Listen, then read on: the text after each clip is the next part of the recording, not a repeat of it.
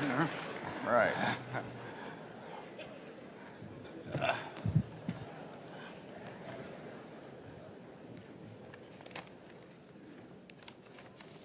Am I live yet? Yeah. Morning. We were a little worried today because we weren't sure from the reservations whether we could handle everybody, but it looks to me like there may be a couple seats left up there. But I think next year we're going to have to find a different spot because it looks to me like we're up about 600 this year from last year. And to be on the safe side, we will seek out a larger spot. Now, there are certain implications to that because, as some of the more experienced of you know, a few years ago we were holding this meeting at the Joslin Museum, which is a temple of culture. And we've now, of course, moved to an old vaudeville theater, and the only place in town that can hold us next year, I think, is the Exarban Coliseum, where they have Keno and racetracks. So we are sliding down the cultural chain just as Charlie predicted years ago. He saw all this coming. Charlie, I have some rather distressing news to report. There are always a few people that vote against everyone on the slate for directors, and there maybe a dozen or so people do that. And then there are others that single shot it, and they pick out people to vote against. And this will come as news to Charlie. I haven't told him yet, but he is the only one among our candidates for directors that received no negative votes this year. Hold it. No need to applaud. I tell you, when you lose out the title of Miss Congeniality to Charlie, you know you're in trouble with it.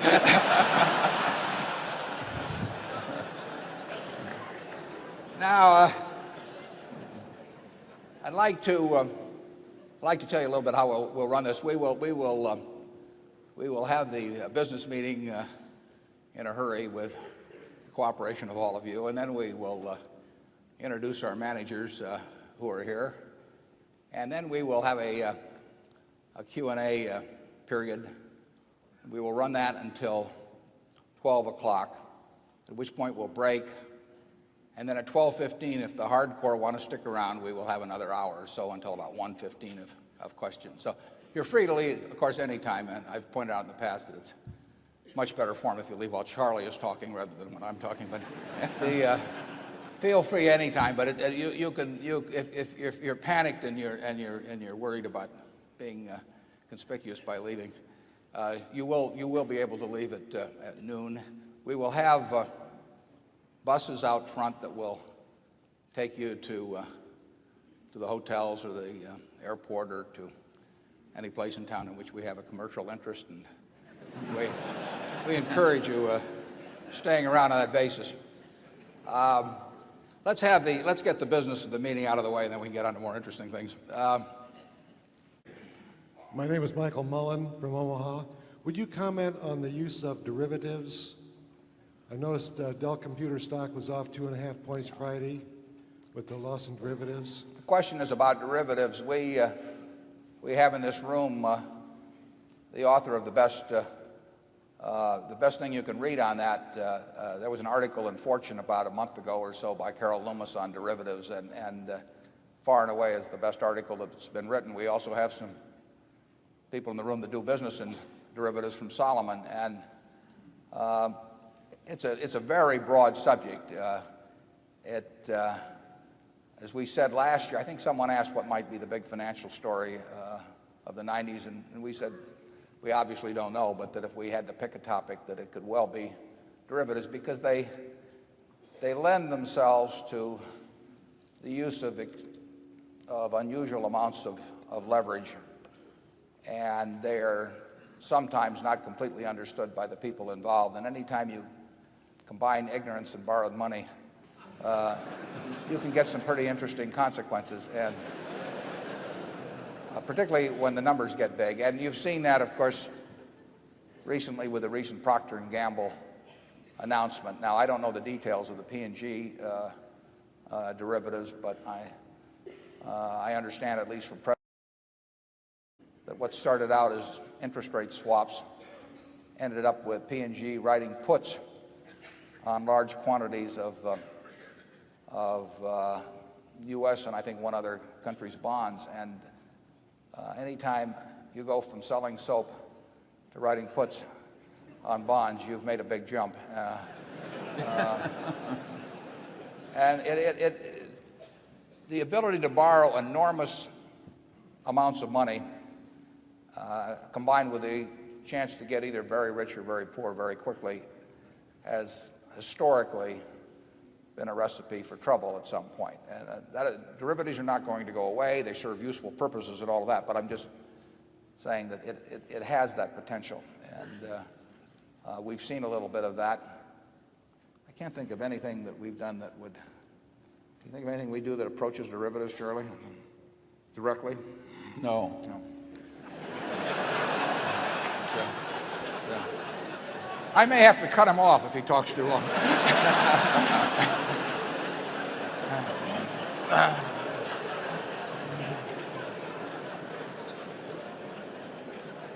Is there anything you would like to add to your already extensive remarks? I'm sorry.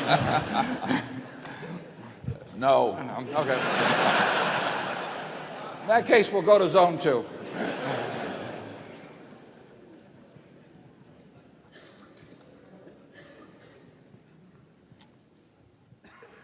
My name is Hugh Stevenson. I'm a shareholder from Atlanta. My question involves the company's investment in the stock of Cap Cities. It's been my understanding in the past that that was regarded as one of the 4, quote-unquote, permanent holdings of the company.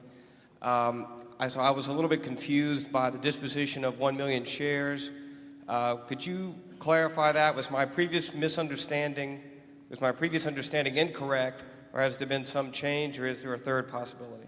Well, we have classified the Washington Post Company and Cap Cities and Geico and Coke in the category of permanent holdings. But in the case of 3 of those 4, the Washington Post Company, I don't know, maybe 7 or 8 years ago, Geico some years back, and now Cap Cities, we have participated in tenders where the company has repurchased shares. Now, the first 2, the Post and Geico, we participated proportionally. That was not feasible and incidentally not as attractive tax-wise anymore. The 1968 Tax Act changed the desirability of proportional redemptions of shares from our standpoint. That point has been missed by a lot of journalists in commenting on it, but it just so happens that the commentary that has been written has been obsolete in some cases by 6 or 7 years. But we did participate in the Cap Cities tender offer just as we did in the Post and Geico. We still are by far the largest shareholder of Cap Cities. We think it's a superbly run operation in a business that looks a little tougher than it did 15 years ago, but looks a little bit better than it did 15 months ago. Charlie, you have anything on? No. He's thinking it over now, though, before. Zone 3.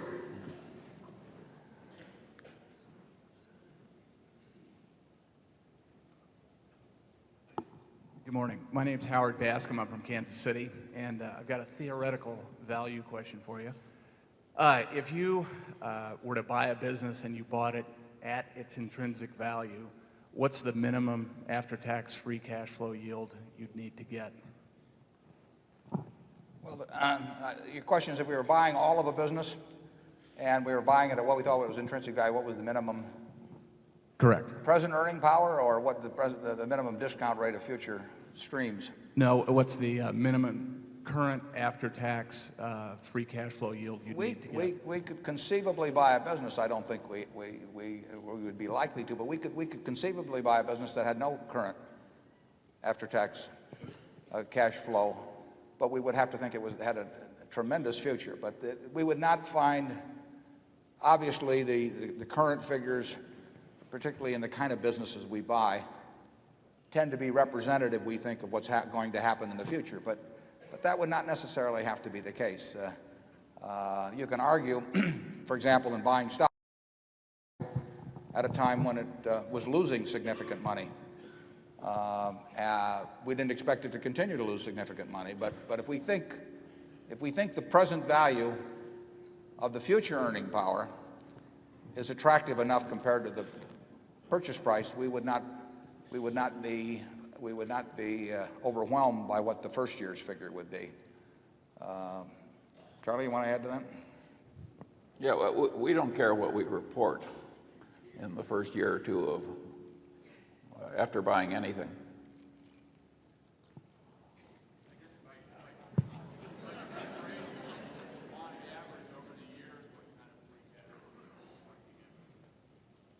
Well, I would say that in a world of 7% long-term bond rates, that we would certainly want to think we were discounting future after-tax streams of cash at least a 10% rate. But that will depend on the certainty we feel about the business. The more certain that we feel about a business, the closer we're willing to play it. We have to feel pretty certain about any business before we're even interested at all. But there's still degrees of certainty. And if we thought we were getting a stream of cash over the next 30 years that we felt extremely certain about, we would use a discount rate that would be somewhat less than if it was one where we thought we might get some surprises in 5 or 10 years. The possibility existed. Charlie? Nothing to add. Okay. Zone 4. Morris Spence from Omaha, Nebraska. You've made comments on several occasions about the intrinsic business value of the insurance operations. And in this year's report, you state that the insurance business possesses an intrinsic value that exceeds book value by a large amount, larger, in fact, than is the case at any other Berkshire business. I was wondering if you would explain in greater detail why you believe that to be true. Well, it's very hard to quantify, as we've said many times in the report, but I think that it's clear that even taking fairly pessimistic assumptions, that the excess of intrinsic value over carrying value is higher by some margin for the insurance business. And I think that the table in the report that shows you what our cost of float has been over the years and also what the trend of float has been over the years would, unless you thought that table had no validity for the future, I think that table would tend to point you in the direction of saying the insurance business does have a very significant excess of intrinsic value over carrying value. Very hard number to put something on, and you don't want to extrapolate that table out, but I think that table shows that we started with maybe 20 million of float and that we're up to something close to 3 billion of float, and that float has come to us at a cost that's extremely attractive on average over the years. And just to pick an example, last year when we actually had an underwriting profit, the value of that float was something over $200 million. And that figure was a lot bigger than it was 10 years ago or 20 years ago. So that is a stream. Last year was unusually favorable, but that's a very significant stream of earnings, and it's one we feel we have reasonably good prospects in. So we feel very good about the insurance business. Okay, Zone 5. Yeah, my name is Cy Rademacher from Omaha. Is there any point at which your stock would rise to the point where you might split the stock? Surprise, surprise. I think I'll let Charlie answer that this year. He's so popular with the shareholders that I can afford to let him take the tough questions. I think the answer is no.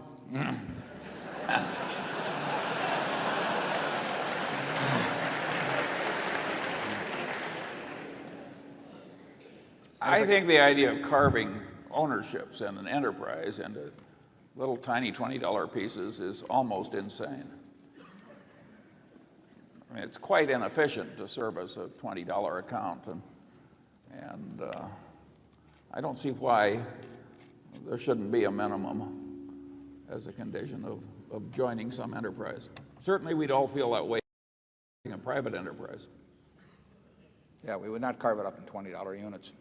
We find it very, it's interesting because every company finds a way to fill up its common shareholder list, and you can start with the A's and work through the Z's, and every company in the New York Stock Exchange, one way or another, has attracted some constituency of shareholders.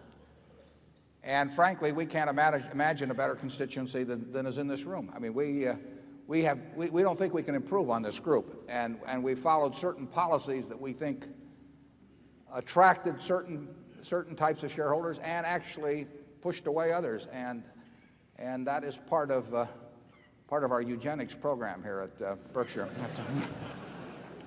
Yeah, just look around this room, and as you mingle with one another, this is a very outstanding group of people. And why would anybody want a different kind of a group? Yeah, if we follow some policies that cause a whole bunch of people to buy Berkshire for the wrong reason, the only way they can buy it is to replace somebody in this room or in this larger metaphorical room of shareholders that we have. So someone in one of these seats gets up and somebody else walks in. The question is, do we have a better audience? I don't think so. So I think Charlie said it very well. Zone 6.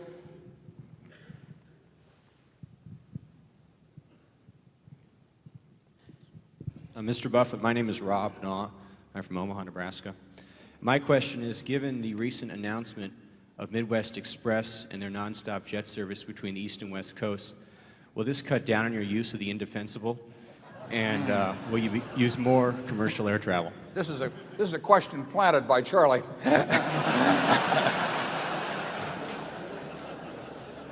I think you should know. I take it to the drugstore at the moment, and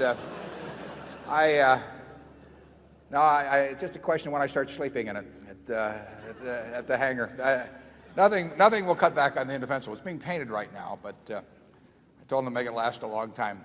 Charlie, though, was pointing out the merits of other kinds of transportation last night at the meeting of our managers. He might want to repeat those here. Well, I just pointed out that the back of the plane arrived at the same time as the front of the plane, invariably. He's even more of an authority on buses, incidentally, if anybody has any. Zone 7. Mr. Buffett, my name's Alan Maxwell from Omaha. I've got two questions. What is your next goal in life now that you're the richest man in the country? That's easy. It's to be the oldest man in the country.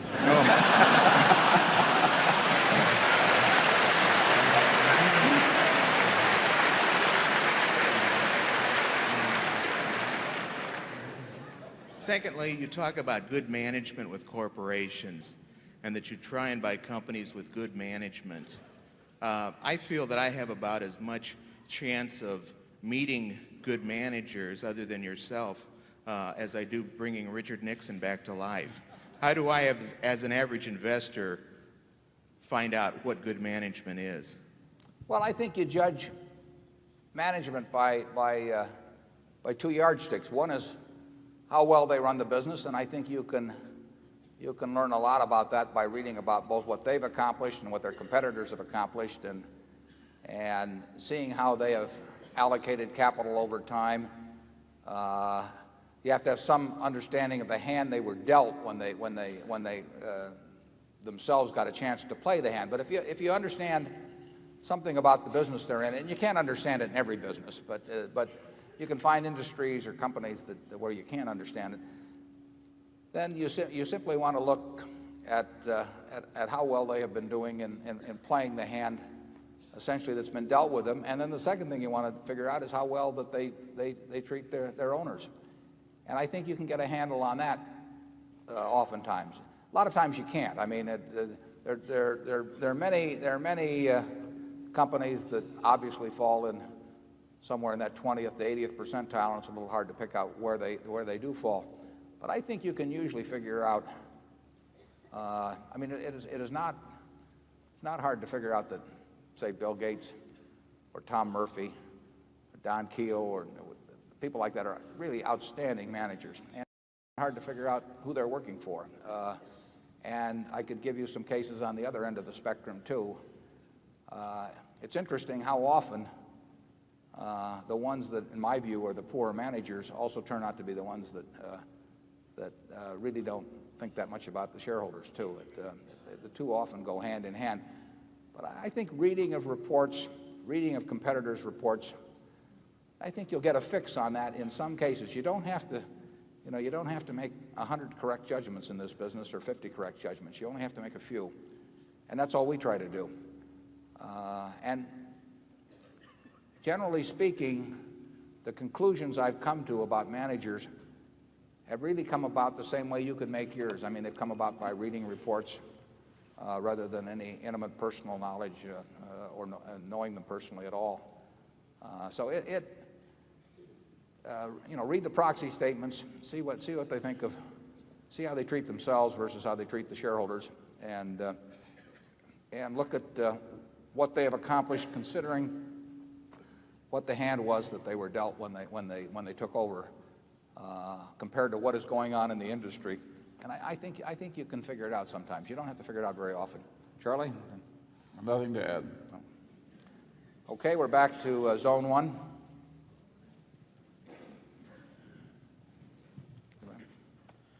Hi there. My name is Lee. I'm from Palo Alto, California.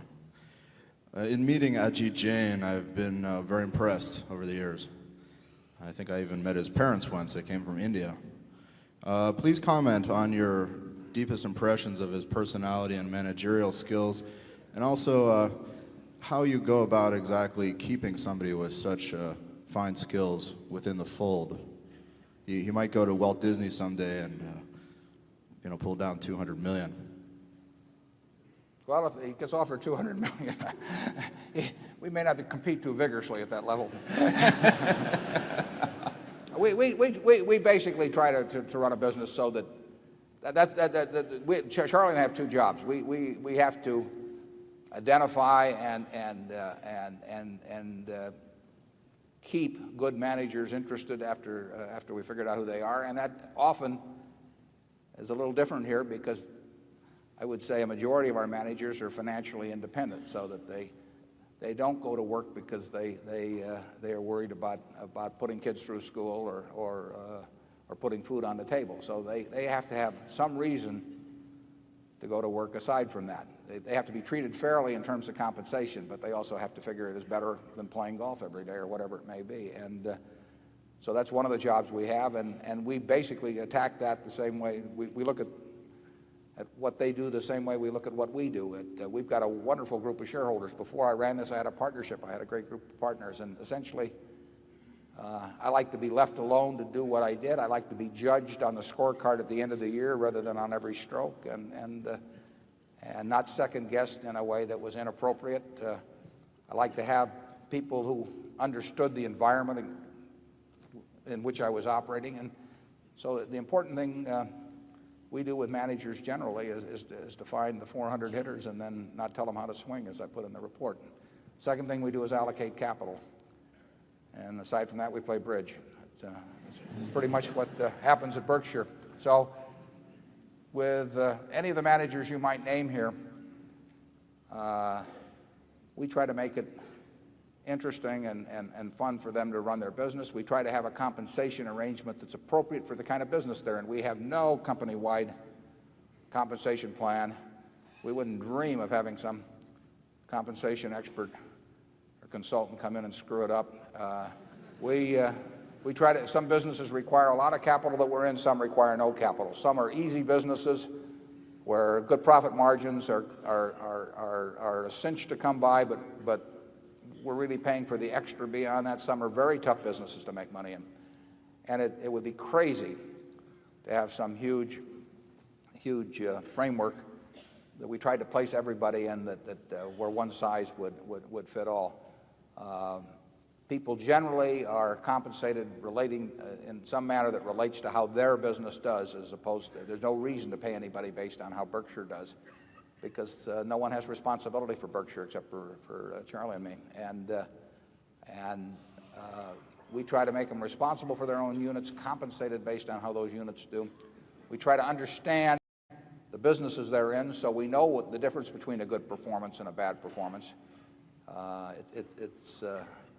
And that's how we work with people. We've had terrific luck over the years in retaining the managers that we wanted to retain, and it's I think largely it's because, particularly, they sell us a business that, to a great extent, the next day they're running it just as they were the day before, and they're having as much fun running their business as I have running Berkshire.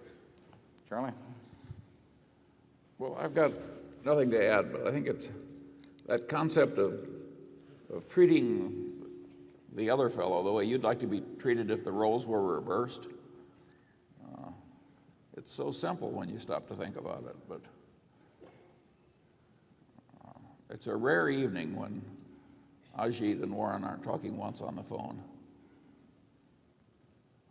It's more than a business relationship. At least it seems that way to me. Yeah, well, it is. Stay that way, too. And by the way, we like our businesses, our relationships to be more than a business relationship. Charlie and I are very far. We basically, it's a luxury, but it's a luxury that we should try to nurture. We get to work with people we like, and it makes life a lot simpler. It probably helps on that goal of being the oldest living American, too. Yeah, and we tend to like people we admire. Yeah, who do we like that we don't admire, Charlie? Start naming names. Do these people have names? Zone 2.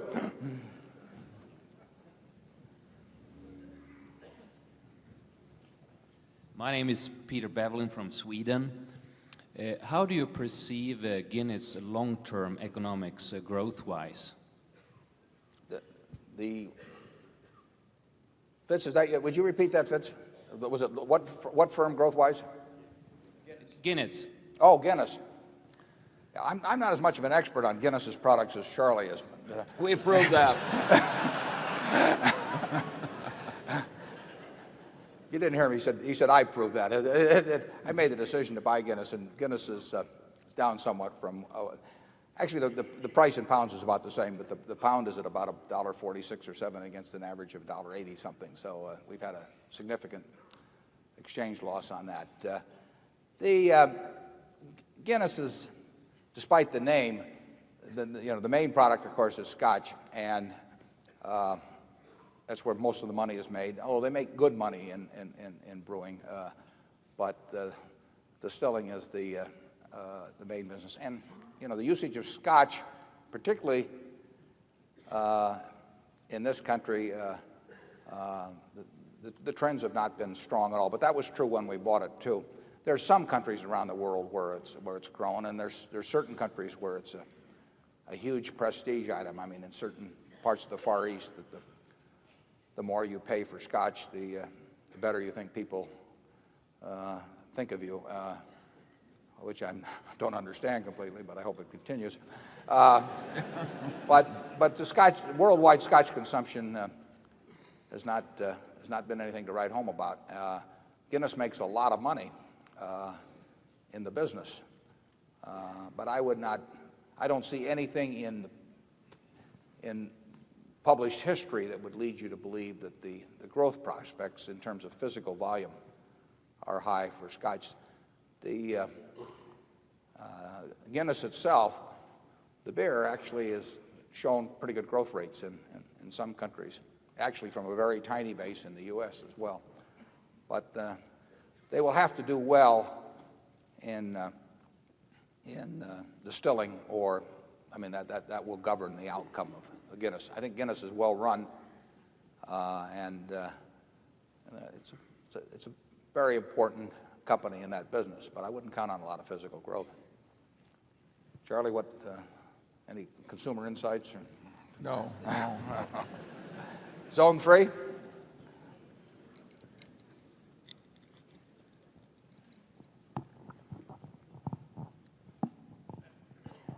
Mr. Buffett, my name is Arthur Collius from Canton, Massachusetts, and I'd like to know how you respond to the question that my associates asked me when they say that Berkshire Hathaway has been a good investment up to now, but if, God forbid, something happens to Mr. Warren Buffett.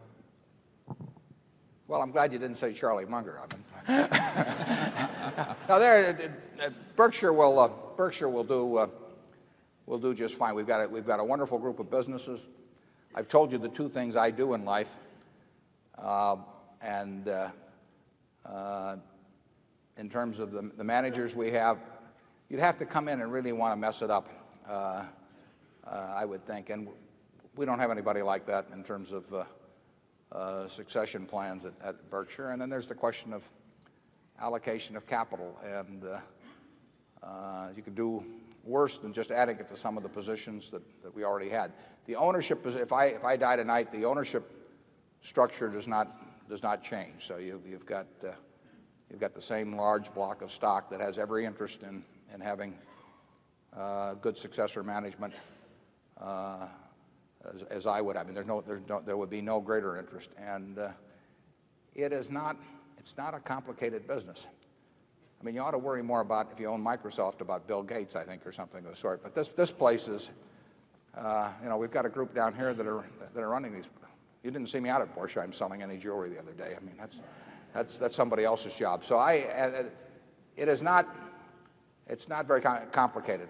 Incidentally, I think I'm in pretty good health. I mean, this stuff will do wonders for you if you'll just try it. Charlie, do you want to add anything? Yeah, I think the prospects of Berkshire would be diminished, obviously diminished, if Warren were to drop off tomorrow morning. But it would still be one hell of a company, and I think it would still do quite well. I used to do legal work when I was young for Charlie Skouras. I heard him once say, my business, which was movie theaters like this one, was off 25% last year, and last year was off 25% from the year before, and that was off 25% from the year before. And then he pounded the table and he'd say, but it's still one hell of a business. It's not a formula we want to test. No.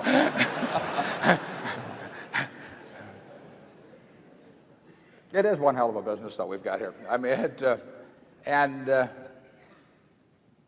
if you saw what happened at Berkshire headquarters, you would not worry as much. There's very little going on there that contributes to things.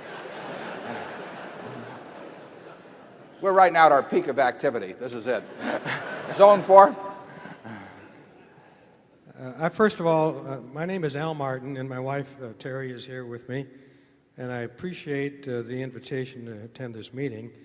I was a little bit dubious and quite excited at that game Saturday night. I didn't know which side was going to throw the game to the other one, but I did find out at the end. The first question actually was somewhat answered, but not fully. Has the board considered a reverse split? My experience has been that... Would you like to make that a motion? There was a motion for a reverse split.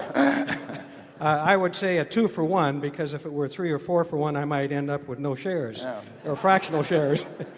But anyway, my experience has been that all of the stocks that have split have gone down in the next 2 or 3 months or the next 2 or 3 years, including one which you are drinking, which is a flat Coke. Also, I have observed Merck over the last several years to be hitting a low, which split 3-for-1. So I think that, you know, the reasons for splitting stocks are to make it affordable. I found that every stock I ever bought was never affordable. I found the reason I bought it was because I couldn't afford not to buy it. So that's a different philosophy. I guess that's somewhat shared indirectly with the board's running of the stock.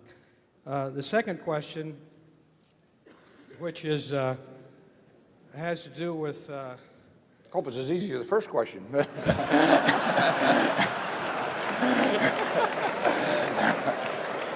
I didn't want to wait for an answer to the first question for that reason, because it could be complicated and confusing and so forth.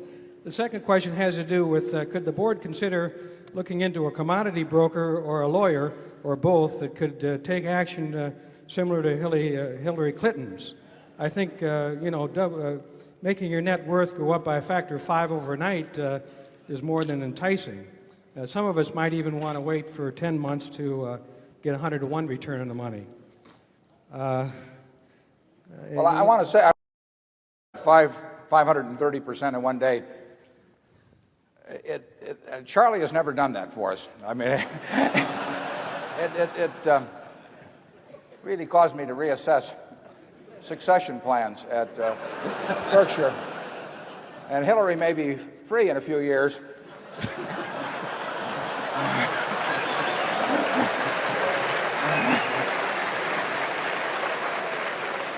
I hope you're applauding over coming to Berkshire, not being free, but I'll leave that up there.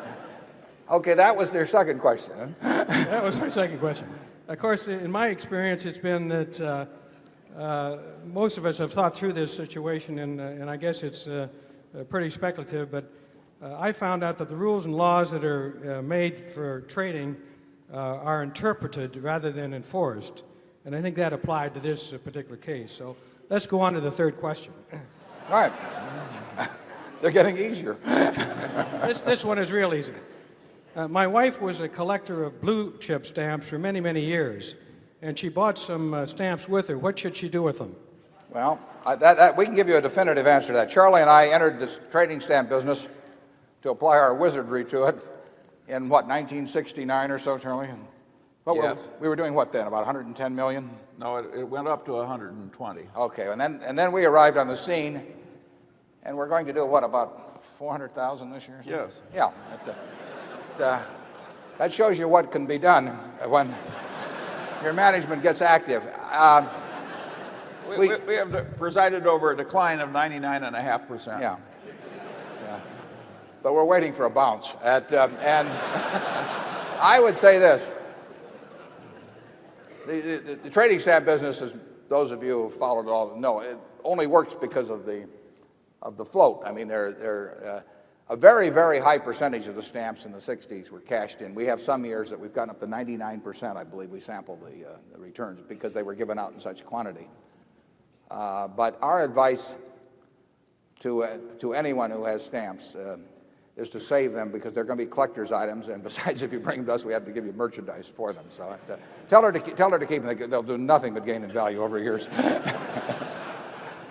Going back, incidentally, to point on the split, I think most people think that the stock would sell for more money split. We wouldn't necessarily think that was advisable in the first place, but in the second place, we don't think it would necessarily be true over a period of time. We think our stock is more likely to be rationally priced over time following the present policies than if we were to split it in some major way. And we don't think the average price would necessarily be higher. We think that the volatility would probably be somewhat greater. And we see no way that volatility helps our shareholders as a group. Zone 5. I am Peg Gallagher from Omaha. Mr. Buffett, are you interested in influencing Mr. Greenspan at the Fed to stop raising interest rates? Well, I wouldn't have any influence with him. He was on the board of Cap City some years ago, and I know him a bit, but I don't think anyone would have any influence with Mr. Greenspan on that point. But I generally think that his actions have been quite sound during his period as Fed chief. I mean, it's part of the job of the Fed, as Mr. Martin said many years ago, is to take away the punch bowl at the party occasionally. And that's a very difficult policy to quantify, working with markets day by day. And of course, it's always been the job of the Fed basically to lean against the wind, which of course means if the wind changes, you fall flat on your face, but that's another question. But I think what he has done has probably been somewhat appropriate. I think he's probably been surprised a little bit as to what has happened with long-term rates as he's nudged up short-term rates. I think he was hoping that, this is just a guess on my part, that action sort of early in the cycle on the short-term rate front might make people feel more confident about the longer-term rates, and therefore that the yield curve would flatten some. I don't know that. And he may have been a little surprised on that. But it's not an easy job he has, so I would not second guess him myself. Charlie, how do you feel about him? Fine. Greenspan is safe. Zone 6. Buffett. I'm Lee Miller from St. Louis. There was an article in the April 18th Barron's that attempted to calculate the value behind each Berkshire Hathaway share. I'm sure you have some views on that, and I'd be very interested in your perspective on that issue. Yeah, there was an article about a week or so ago in Barron's. The same fellow wrote an article about 4 years ago reaching pretty much the same conclusion, and I hope he hasn't been short in between, but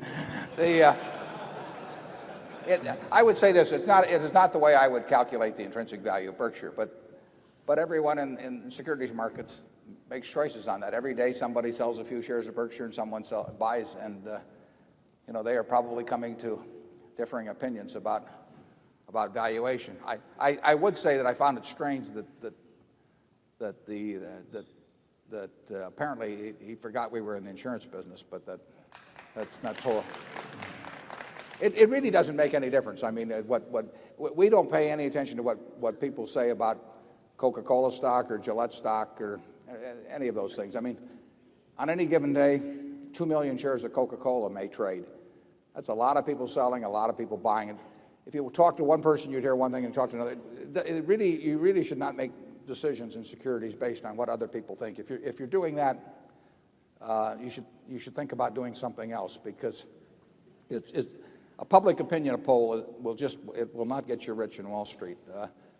So you really want to stick with businesses that you feel you can somehow evaluate yourself. And Charlie and I, we don't read anything about what the economy is going to do, or the market's going to do, or what anytime I see some article that says, these analysts say this or that about some business, it doesn't mean anything to us. You cannot get rich with a weather vane. Zone 7.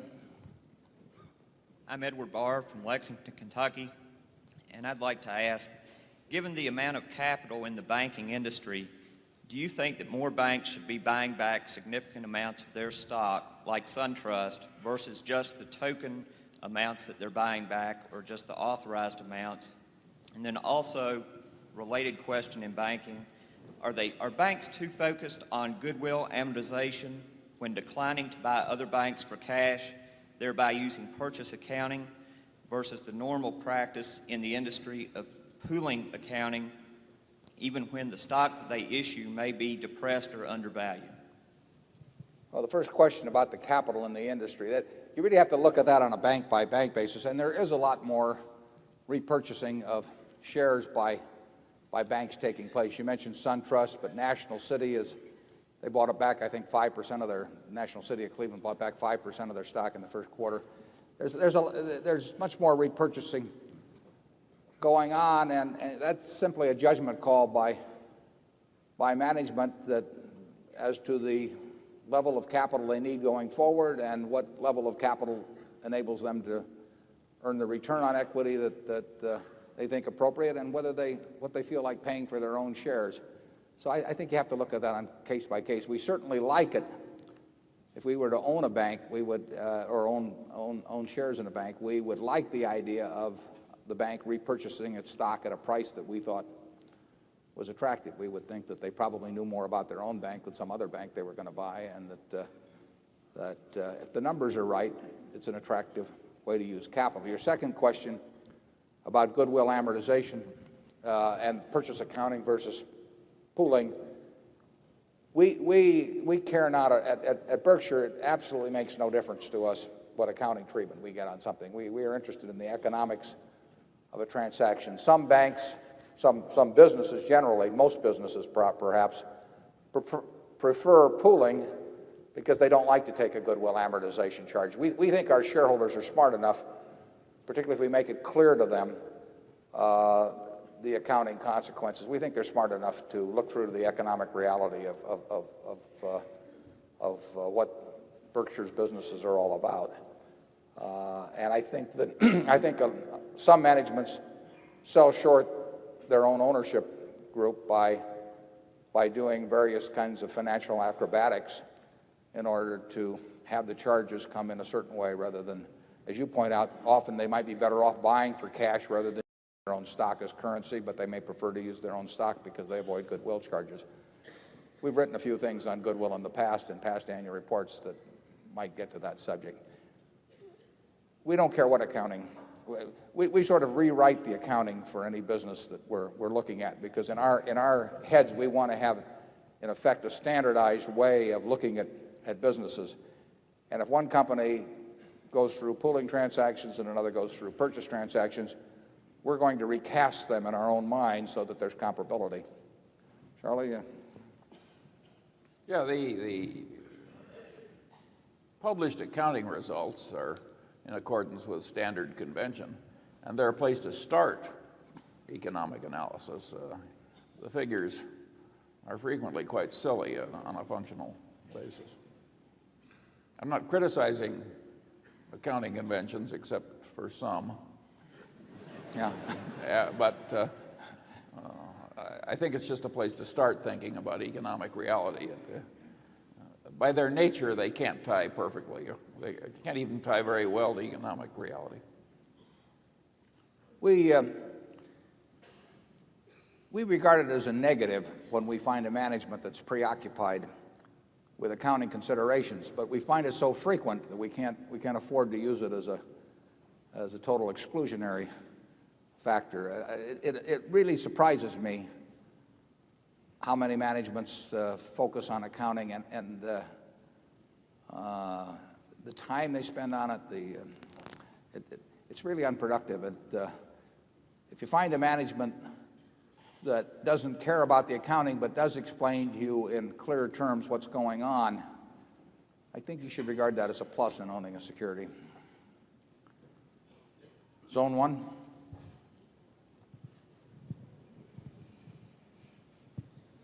Mr. Buffett, my name is Bill Ackman. I'm from New York City, and my question relates to the appeal of Salomon Brothers as an investment. You talked earlier about leverage and the dangers of leverage. Salomon is a business which is levered 30 to 1, which has very narrow margins and earns a relatively modest return on equity in light of the amount of leverage that they use. What is the appeal of the business to you? We have here today the chief executive of Salomon Inc., the parent company, and also the chief executive of Salomon Brothers, the investment banking arm. And I would say one of the things Charlie and I feel extraordinarily good about are the two fellows that are running that operation. They did an exceptional job under extraordinarily difficult circumstances, as did John McFarlane, who's also here today. The three of them, I mentioned 4 people in the annual report, and Salomon wouldn't be here today without those three, and it wouldn't be the company in the future that it's going to be without them. And they did an absolutely fabulous job. It's the sort of business that, as you point out, uses a lot of leverage. It doesn't, in one way, it doesn't use as much as it looks like. In another way, it uses even more than it looks like.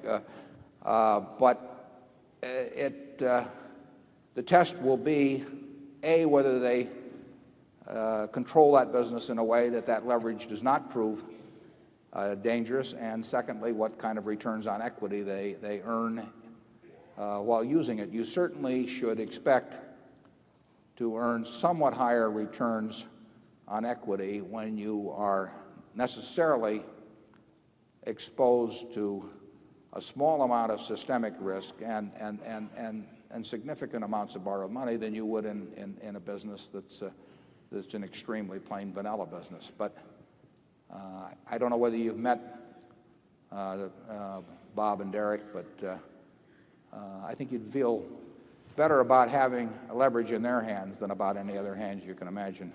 Charlie? Why don't we have those 3 gentlemen stand up? Yeah, you ought to give them a hand. They really have done a job for Berkshire in this last year. I'll lead the applause for them. Where are they? There they are.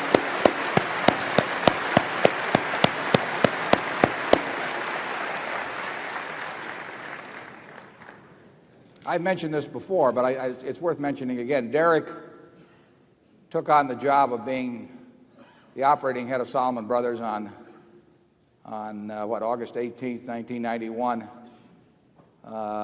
He couldn't know what he was getting into exactly. 2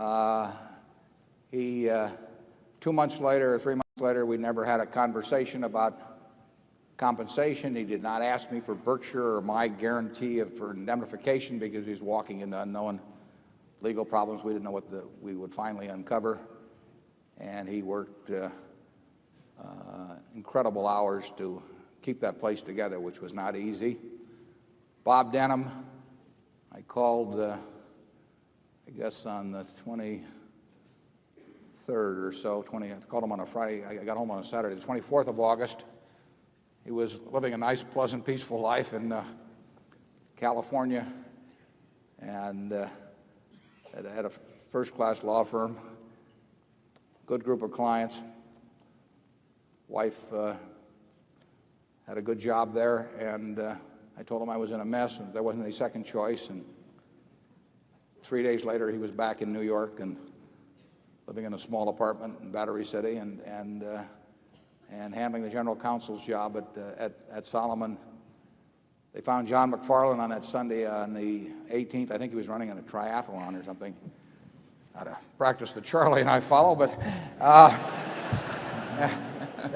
and he was yanked from that and came down. And I think John lives over in New Jersey, but he holed up in the downtown athletic club, and it was his job to keep funding what was then a $150 billion balance sheet during a period when people right and left were canceling us, not because we weren't a good credit, but because they just didn't want to have anything to do with us for a while. And the World Bank and the State of Texas Pension Fund and CalPERS, all these people were shutting off funding at a time, and funding in a business, as the gentleman just indicated, is the lifeblood of an enterprise like Solomon. And so those three deserve an enormous hand, really by the Solomon shareholders, but by this group in turn, because we have an important investment in. So I thank them publicly.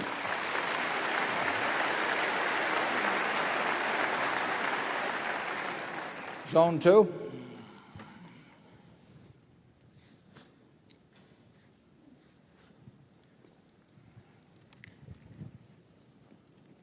I'm Kelly Ranson from San Antonio, Texas, and I wondered if you could comment on the mutual savings and loan.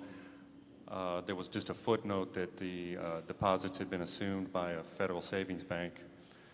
And also,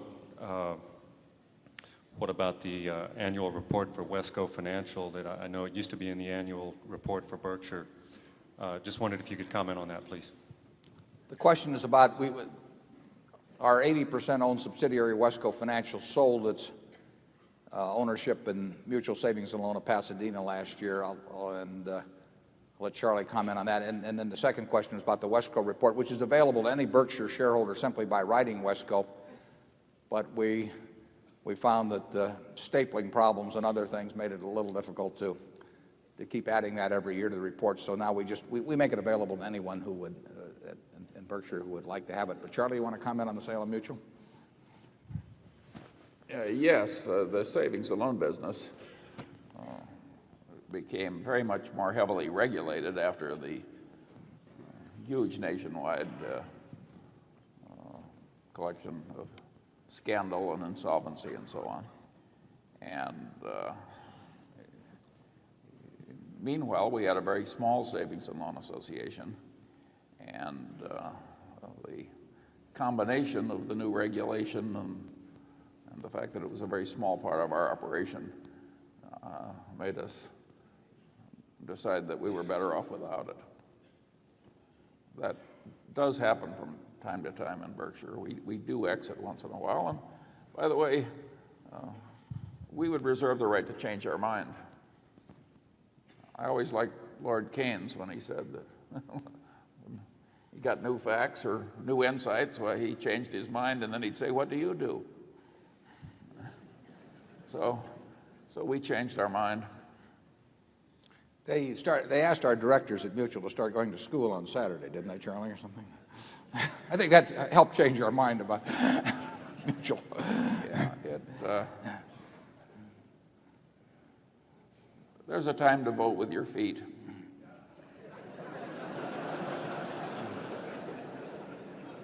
And even your wallet. Yeah. Zone 3. Chicago. Can you speak to some of the economic characteristics of the shoe industry that allow the business to be profitable and, in your view, attractive? I didn't hear that. Did you hear that, John? He wanted you to comment on the merits of the shoe industry. Well, I think our feelings for the shoe industry are very clear from what's been happening the last few years. We think it's a great business to be in as long as you're in with Frank Rooney and Jim Isler and Peter Lunder and Harold Alfont. Otherwise, it hasn't been too good. We have a couple of extraordinary shoe operations, but they're not extraordinary because we get our leather from different steers or anything of the sort. We have two companies, really three now that Lowell's been brought in too, but that have truly extraordinary records. I think those same managements would have been enormous successes in any business they'd gone into, but they have gone into they are in the shoe business, and the companies earn unusual returns on equity. They earn unusual returns on sales. They've got terrific trade reputations.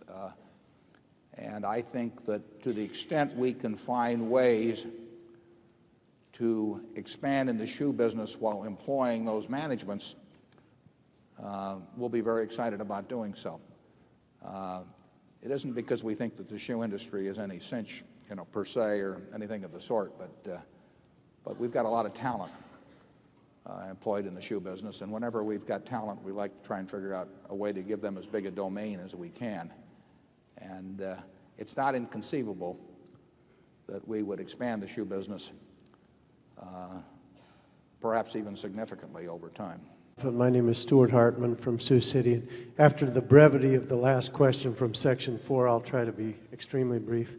Given the scrutiny that the tobacco business is going under right now, number one, what do you see as the business prospects for those huge cash cows? And at any point, would that be attractive to you given their liability? Questions about the future of the tobacco business? I probably know more about that than you do because it's fraught with questions that relate to societal attitudes, and you can form an opinion on that just as well as I could. But I would not like to have a significant percentage of my net worth in the tobacco business myself, but they may have better futures than I envision. I don't really think that I have special insights on that. Charlie, you? No. You have to come to a conclusion as to how society is going to want to treat, and the present administration for that matter. The economics of the business may be fine, but that doesn't mean it has a great future. Zone 5. I'm Harriet Morton from Seattle, Washington. I'm wondering, when you are considering an acquisition, how you look at the usefulness of the product. In looking at any business? Yes. Yeah. Well, obviously, we look at what the market says is the utility, and the market has voted very heavily for Dexter shoe, just to be an example. I don't know how many pairs of shoes they were turning out back in 1958 or thereabouts, but year after year, people have essentially voted for the utility of that product. There are 750 million or so 8-ounce servings of one product or another from the Coca-Cola company consumed every day around the world, and there are those of us who think the utility is very high. I can't make it through the day without a few. But there are other people that might rate it differently. But essentially, people are going to get thirsty, and if this is the way they take care of their thirst better than, and they prefer that to other forms, then I would rate the utility high of the product. But I think it's hard to argue with the market on that. I mean, some people may think that listening to a rock concert is not something of high utility. Other people may think it's terrific. And so we would judge that. I don't think we would come to an independent decision that there was some great utility residing in some product that had been available to the public for a long time, but the public had not endorsed in any way. Charlie? Well, I think that's right, but I'd say averaged out we're in a bunch of high utility products. I mean, nurses' shoes, work shoes, casual shoes. We don't have a lot of, Italian pumps. Don't rule it out, Charlie. We may be here next year defending it. Well. No, I just say if you judge the existing portfolio as indicating what the future is likely to be like. Well, certainly a lot of essentials were sold out of Borsheim's yesterday. Yes.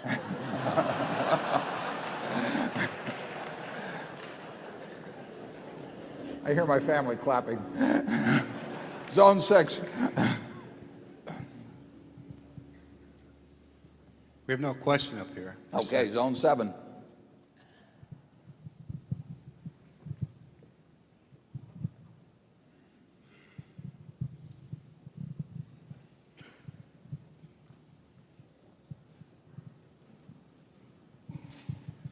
Good morning, Mr. Berkshire, or Buffett. I have a niece here who has a son named Berkshire, so I'm Chris Blunk from Omaha. My first question is, in years past, we've had samples of various products. When are we going to have some Guinness? Some what now? Guinness samples? My second question is, in light of the multiple disasters that have taken place in L.A., has that had any impact on the cats for Berkshire? On our super cat business? Yeah. The LA earthquake, which is originally, I believe the first estimate of insured damage was $1.5 billion, which struck us as kind of ludicrous, but has now escalated. The last official estimate, the one we use that's a trigger in our policies, I think is either $4.5 billion or $4.8 billion, but it's going to be higher than that. Our losses are fairly minor. If it gets to $8 billion of insured damage, that would trigger another policy or two. But I would say that the LA quake, which did considerably more damage, I think, than people would have anticipated from a 6.7 for various reasons having to do with how quakes operate. That quake is not going to turn out to be of any real. It's not the kind of super cat that a $15 or $20 billion hurricane which hit Florida or Long Island or New England would be. That's the kind of we could lose, or we could pay out $600 or $700 million in sort of a worst case super cat. Now our total premiums this year might be, say, $250 million or something in that area. So one super cat in the wrong place would produce, and there could be more than one, could produce, we'll say, a $400 million or thereabouts underwriting loss from that business. The LA quake is peanuts on that scale, but it wouldn't have taken a whole lot more in terms of numbers on the Richter scale if it happened to have an epicenter where it did and be of the type that it was, relatively shallow, that we could have had that sort of thing happen. I think that the insurance industry has vastly underestimated, maybe not now, but up till a few years ago, the full potential of what a super cat could do. But Hurricane Andrew and the LA quake may have been something of a wake-up call. They were far from a worst-case situation. A really big Type 5 hurricane on Long Island would end up leaving a lot of very major insurance companies in significant trouble. We define our losses. Essentially, $700 million sounds like a lot of money. It is a lot of money, but there are limits on our policies. That is not true of people that are just writing the basic homeowners or business. those losses could go off the chart. There were certain companies in the LA quake that thought they had what they call a probable maximum loss for California quakes, and the LA quake, which was far from the worst case you can imagine, turned out to far exceed those probable maximum losses. So I think the industry has had and may still have its head in the sand a little bit in terms of what can happen, either in terms of a quake in California or more probably in terms of a hurricane along the East Coast.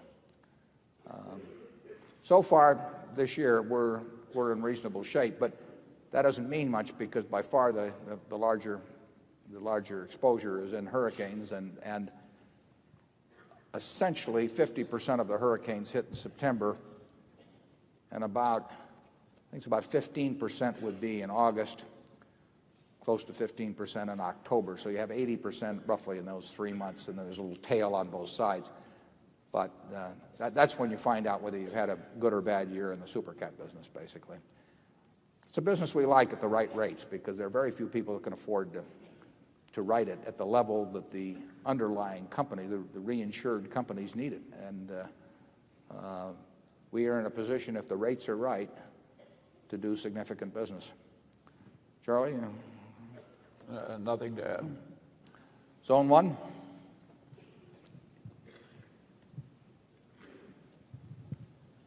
Clayton Riley from Jacksonville, Florida. This is a little different than all the other questions, but what were the 3 best books you read last year outside of the investment field? Even one will do. I'll give you. I'll tout a book first that I've read, but that isn't available yet. But it will be in September. The woman who wrote it, I believe, is in the audience, and it's Ben Graham's biography, which will be available in September by Janet Lowe, and I've read it, and I think those of you who are interested in investments for sure will enjoy it. She's done a good job of capturing Ben. One of the books I enjoyed a lot was written also by a shareholder who's not here because he's being sworn in, I believe today or tomorrow, maybe tomorrow, as head of the Voice of America, and that's Jeff Cowan's book, which is on the People versus Clarence Darrow. It's the story of the Clarence Darrow trial for essentially jury bribery in Los Angeles back around 1912 when the McNamara brothers had bombed the LA Times. And it's a fascinating book. Jeff uncovered a lot of information that previous biographies of Darrow didn't have. I think you'd enjoy that. Charlie? Well, I very much enjoyed Connie Bruck's biography, Master of the Game, which was a biography of Steve Ross, who headed Warner and later was co-chairman of Time Warner. Yeah, a little more than co-chairman. Yeah, and she's a very insightful writer, and it's a very interesting story. I am rereading a book I really like, which is Van Dorn's biography of Benjamin Franklin, which came out in 1952. And I'd almost forgotten how good a book it was. And that's available in paperback everywhere. And we've never had anybody quite like Franklin in this country. Never again. He believed in compound interest, too, incidentally, as you may remember. We set up those 2 little funds, one in Philadelphia and one in Boston. Right. Yeah, to demonstrate the advantages of compound interest. I think that's the part Charlie's rereading. Zone 2?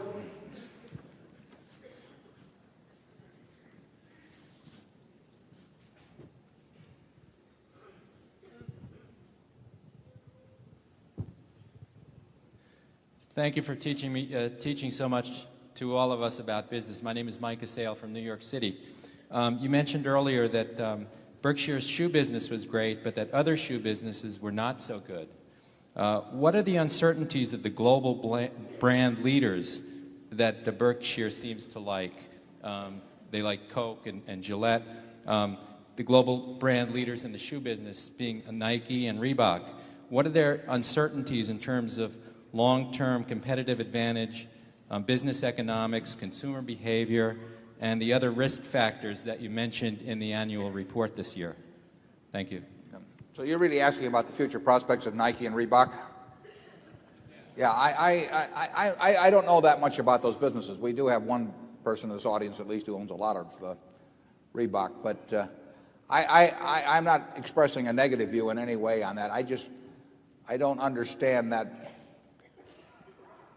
I don't understand their competitive position and the likelihood of permanence of their competitive position over a 10 or 20-year period, as well as I think I understand the position of Brown and Dexter. That doesn't mean I think that it's inferior. It doesn't mean that I think that we've got better businesses or anything. I think we've got very good businesses, but I haven't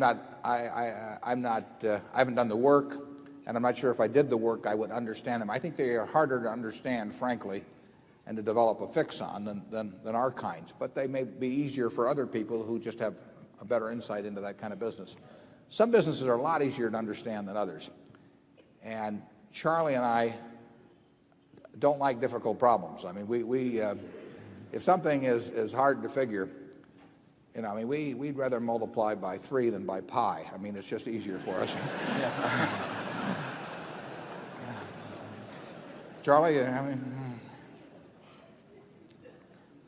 Well, that is such an obvious point, and yet so many people think if they just hire somebody with the appropriate labels, they can do something very difficult. That is one of the most dangerous ideas a human being can have. All kinds of things just intrinsically create problems. The other day I was dealing with a problem, and I said, this thing, it's a new building. And I said, this thing has 3 things I've learned to fear: an architect, a contractor, and a hill. And if you go at life like that, I think you at least make fewer mistakes than people who think they can do anything by just hiring somebody with a label. Excuse me, go ahead, sir. You don't have to hire out your thinking if you keep it simple. You don't have to do, we've said this before, but you don't have to do exceptional things to get exceptional results.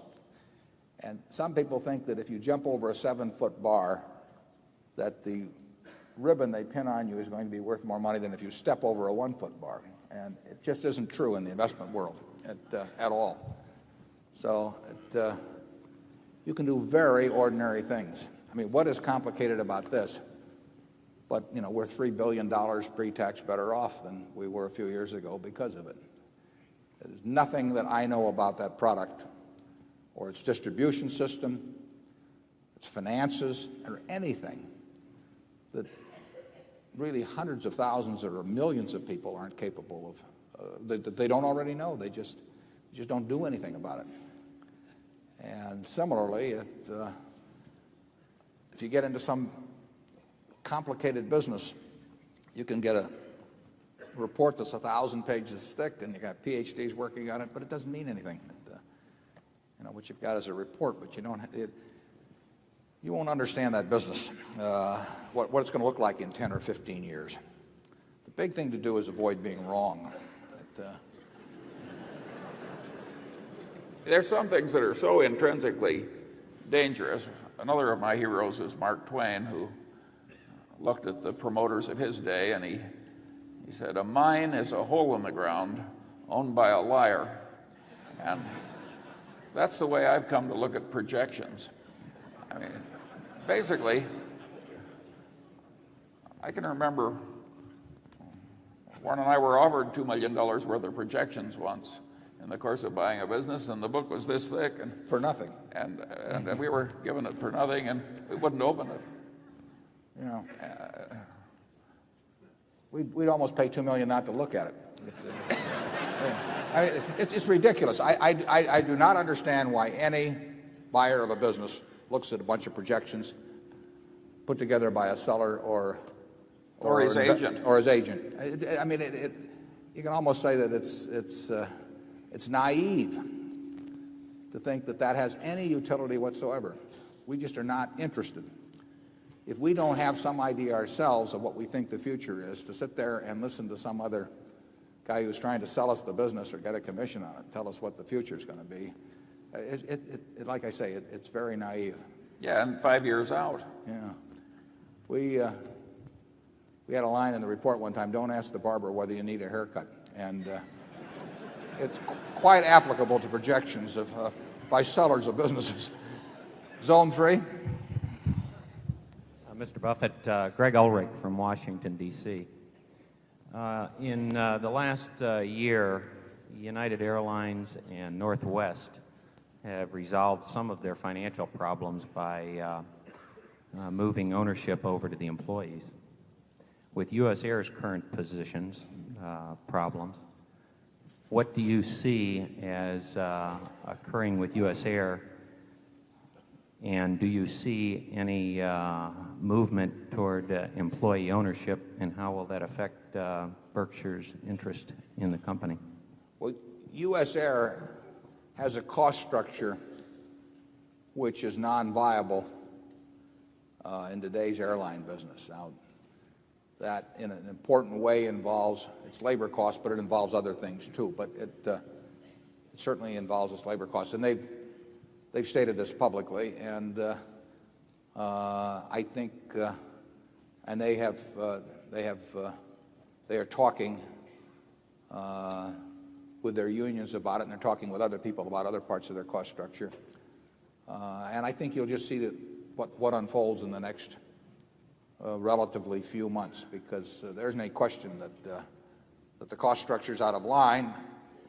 I think the cost structure could be brought into line, but whether it will be brought into line or not is another question. And looking backwards, the answer is not to get into businesses that need to solve problems like that. But that was a mistake I made. And I think in Seth Schofield, you've got a manager who understands that business extremely well, who probably is as, in my view anyway, is as well regarded and trusted by people who are going to have to make changes as anyone could be in that position. But that may not be enough. I mean, there's enormous tensions when you need to take hundreds and hundreds of millions of dollars out of the cost structure of any business. And when you need cooperative action by various groups, each one of which feels that maybe they're having to give a little more than some other group, and understandably feels that way, that is an enormously tough negotiating job. I think Seth is as well equipped for that as anyone, but I would not want to, I cannot predict the outcome. Charlie? Well, if I were a union leader, I would give Seth whatever he wants, because he's not the kind of a fellow who would ask for more than he needs.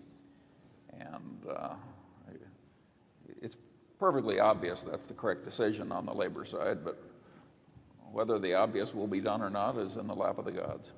That's a lot of people with a lot of different motivations, and those are really tough questions. I mean, Charlie and I have been involved with that sort of thing a few times, and frequently it works out, but it's not preordained. Zone 4. My name is Sheldon Zizek from Chicago, Illinois. I have two questions. The first one is concerning Mr. Munger.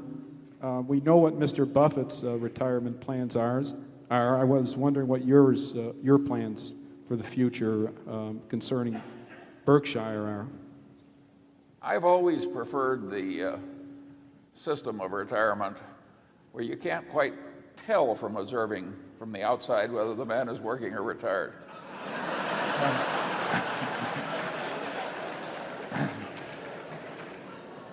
He does it well, too.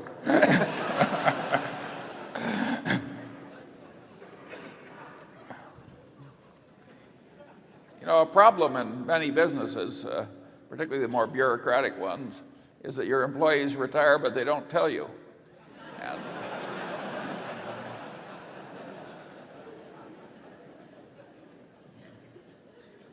I think I can speak for Charlie on this. So Charlie and I are not in any hurry to retire. He's trying to outlast me, actually.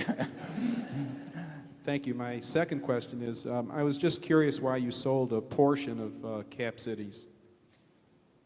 We thought that it was a good idea for Cap Cities to have a tender offer. They had cash that we thought that they could not use in any, they were not likely to be able to use in a better way than repurchasing their own shares, because they do have some very good businesses. They and we felt that a tender offer would not be successful in terms of attracting a number of shares unless Berkshire were tendering. We felt the price was reasonable to tender at. It turned out that the business was getting stronger during that period and various things were happening in media. So there were only 100,000 shares or so tendered outside of our million. That isn't necessarily what we thought was going to happen going in, but that is what happened. It's acceptable to us, but that doesn't mean that it was the desired outcome. We would not have tendered all of our shares or anything of the sort. We wanted to remain a substantial shareholder of Cap Cities. Most of the time we've favored Cap Cities buying in its stock, and it's bought in a fair amount of stock since the ABC merger took place started in 1986. Zone 5. Good morning. My name is Matt Vogt. I'm from Omaha. Last year's meeting, you made reference to structured settlements. I was wondering, how is that business progressing for you? The question's about the structured settlement business, which is a business in which Berkshire guarantees, in effect, an annuity to some claimant of another, usually of another insurance company who has suffered an injury, and instead of getting a lump sum now, wants to get a stream of payments over many years in the future, sometimes going out 75 years. We have set up a life company to do that business. We formerly did it all through our property casualty companies. And we have done some business, but it's not been a big business yet. And it may never be a big business. It's a perfectly satisfactory business, but it's not an important item at present in the analysis of Berkshire's value. Are you having a problem with sound out there on this or not? Just no? Zone 6. My name is David Samra. I'm from San Francisco, California. In your annual report, I noticed you mentioned Wrigley as being a company that has worldwide dominance, somewhat like Coca-Cola and Gillette, and was curious to know if you had looked at the company in any detail, and if so, whether or not, if you decided not to invest, what were the reasons why? Well, we wouldn't want to comment on a company like that, because we might or might not be buying it, we might or might not be selling it, and we might or might not buy or sell it in the future. And since it falls under that narrow definition of things that we don't talk about, it's a good illustration of a company that has a high market share worldwide. But you can understand the Wrigley company just as well as I can. I have no insights into the Wrigley company that you wouldn't have, and I wouldn't want to go beyond that in giving you our evaluation of the company. Hate to disappoint you on those, but on specific securities, we are not too forthcoming sometimes. Charlie?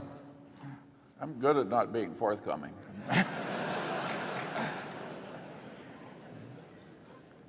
Zone 7. Mr. Buffett, Kathleen Ambrose from Omaha. I have a question regarding global diversification, just in general. What do you look for in a company? And if so, as far as Europe or Latin America, if you'd like to be specific. Yeah. The question is about global diversification.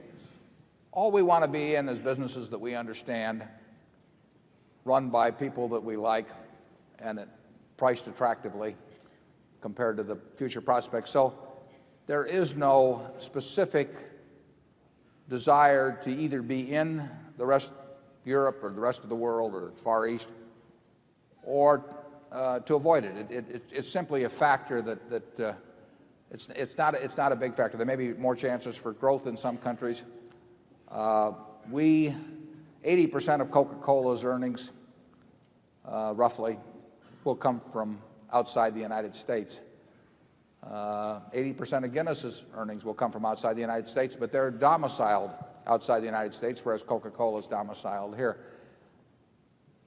Certainly, in many cases, there are markets outside the United States that have way better prospects for growth than the U.S. market would have, but they probably have some other risks to them that this market may not have.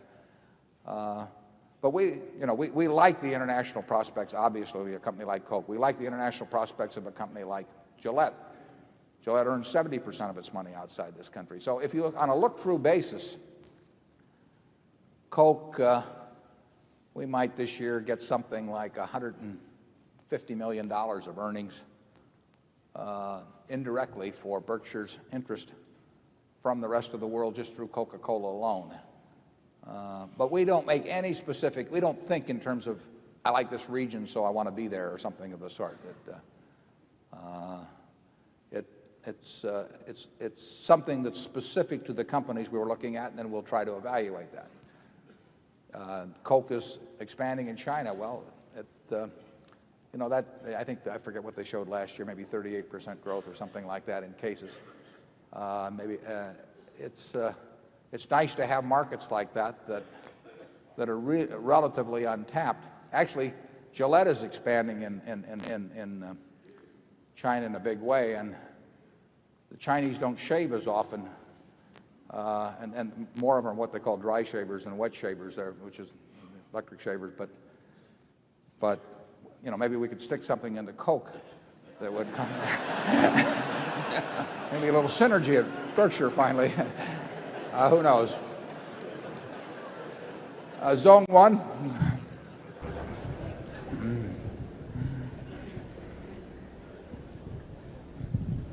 Good morning. I'm Marshall Patton from Bandera, Texas. And back to the insurance losses, what is the comparison between natural disasters and such as the earthquake and so on, and the LA riots? Well, I'm not sure what the connection. They obviously can both lead to super cats that we insure against, because if there is enough insured damage, it's likely to trigger payment under some of our policies. It would take some really big riot damage to get to our levels, because normally we don't kick in now until an event gets up to at least $5 billion or so of insured damage under a very large majority of our policies. Something like a quake causes a fair amount of damage that is not insured, because to the extent that it's highways and things of that sort, public buildings, a lot of that is not insured. But you get interesting questions on this. Usually we insure an event. But what's an event? If you go back to the riots that occurred after Martin Luther King was shot, you had riots in dozens of cities. Is that one event, or is that a multiple number of events? I mean, they're started by different people, and but maybe arising from a common cause. Some of those things aren't actually very well defined, even after hundreds of years of insurance law and custom, the experience of that. And but I would say that rioting is very unlikely to get to a level that triggers our policy. The big risks we face are quake and hurricanes are more significant risks than quake. They call them typhoons in the Pacific Ocean, but floods, tremendous damage from floods last year, but basically there's not a lot of private flood insurance bought, so the insured losses do not get large. Just watch the Weather Channel. Zone 2.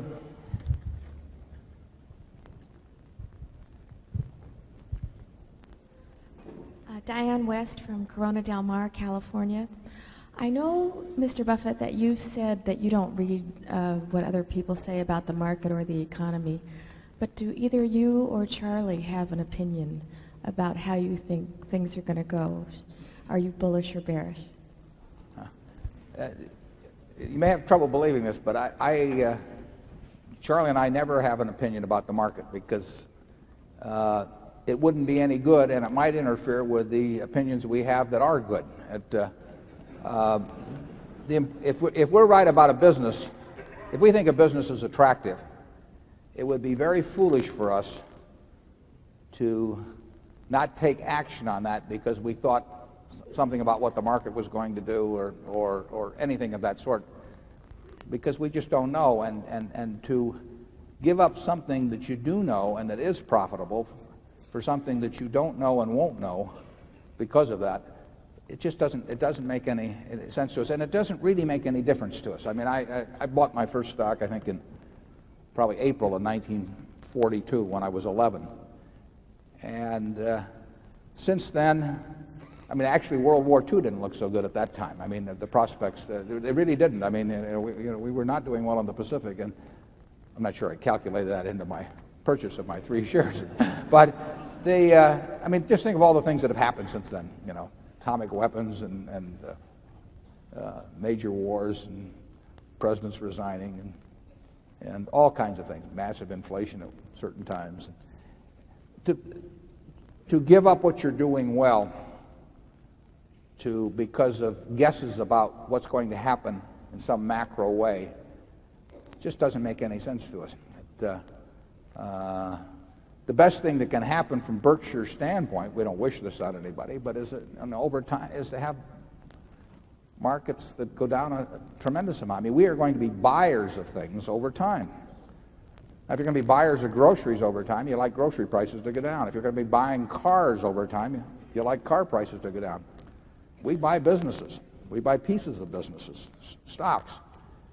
And we're going to be much better off if we can buy those things at an attractive price than if we can't. So we don't have any fear at all. I mean, what we fear is an irrational bull market that's sustained for some long period of time. You, as shareholders of Berkshire, unless you own your shares on borrowed money or are going to sell them in a very short period of time, are better off if stocks get cheaper, because it means that we can be doing more intelligent things on your behalf than would be the case otherwise. But we have no idea what and we wouldn't care what anybody thought about it. I mean, most of all ourselves. I mean, Charlie, do you have any? No, I think if you're agnostic about those macro factors and therefore devote all your time to thinking about the individual businesses and the individual opportunities, it's a way more efficient way to behave, at least with our particular talents and lacks thereof. If you're right about the businesses, you'll end up doing fine.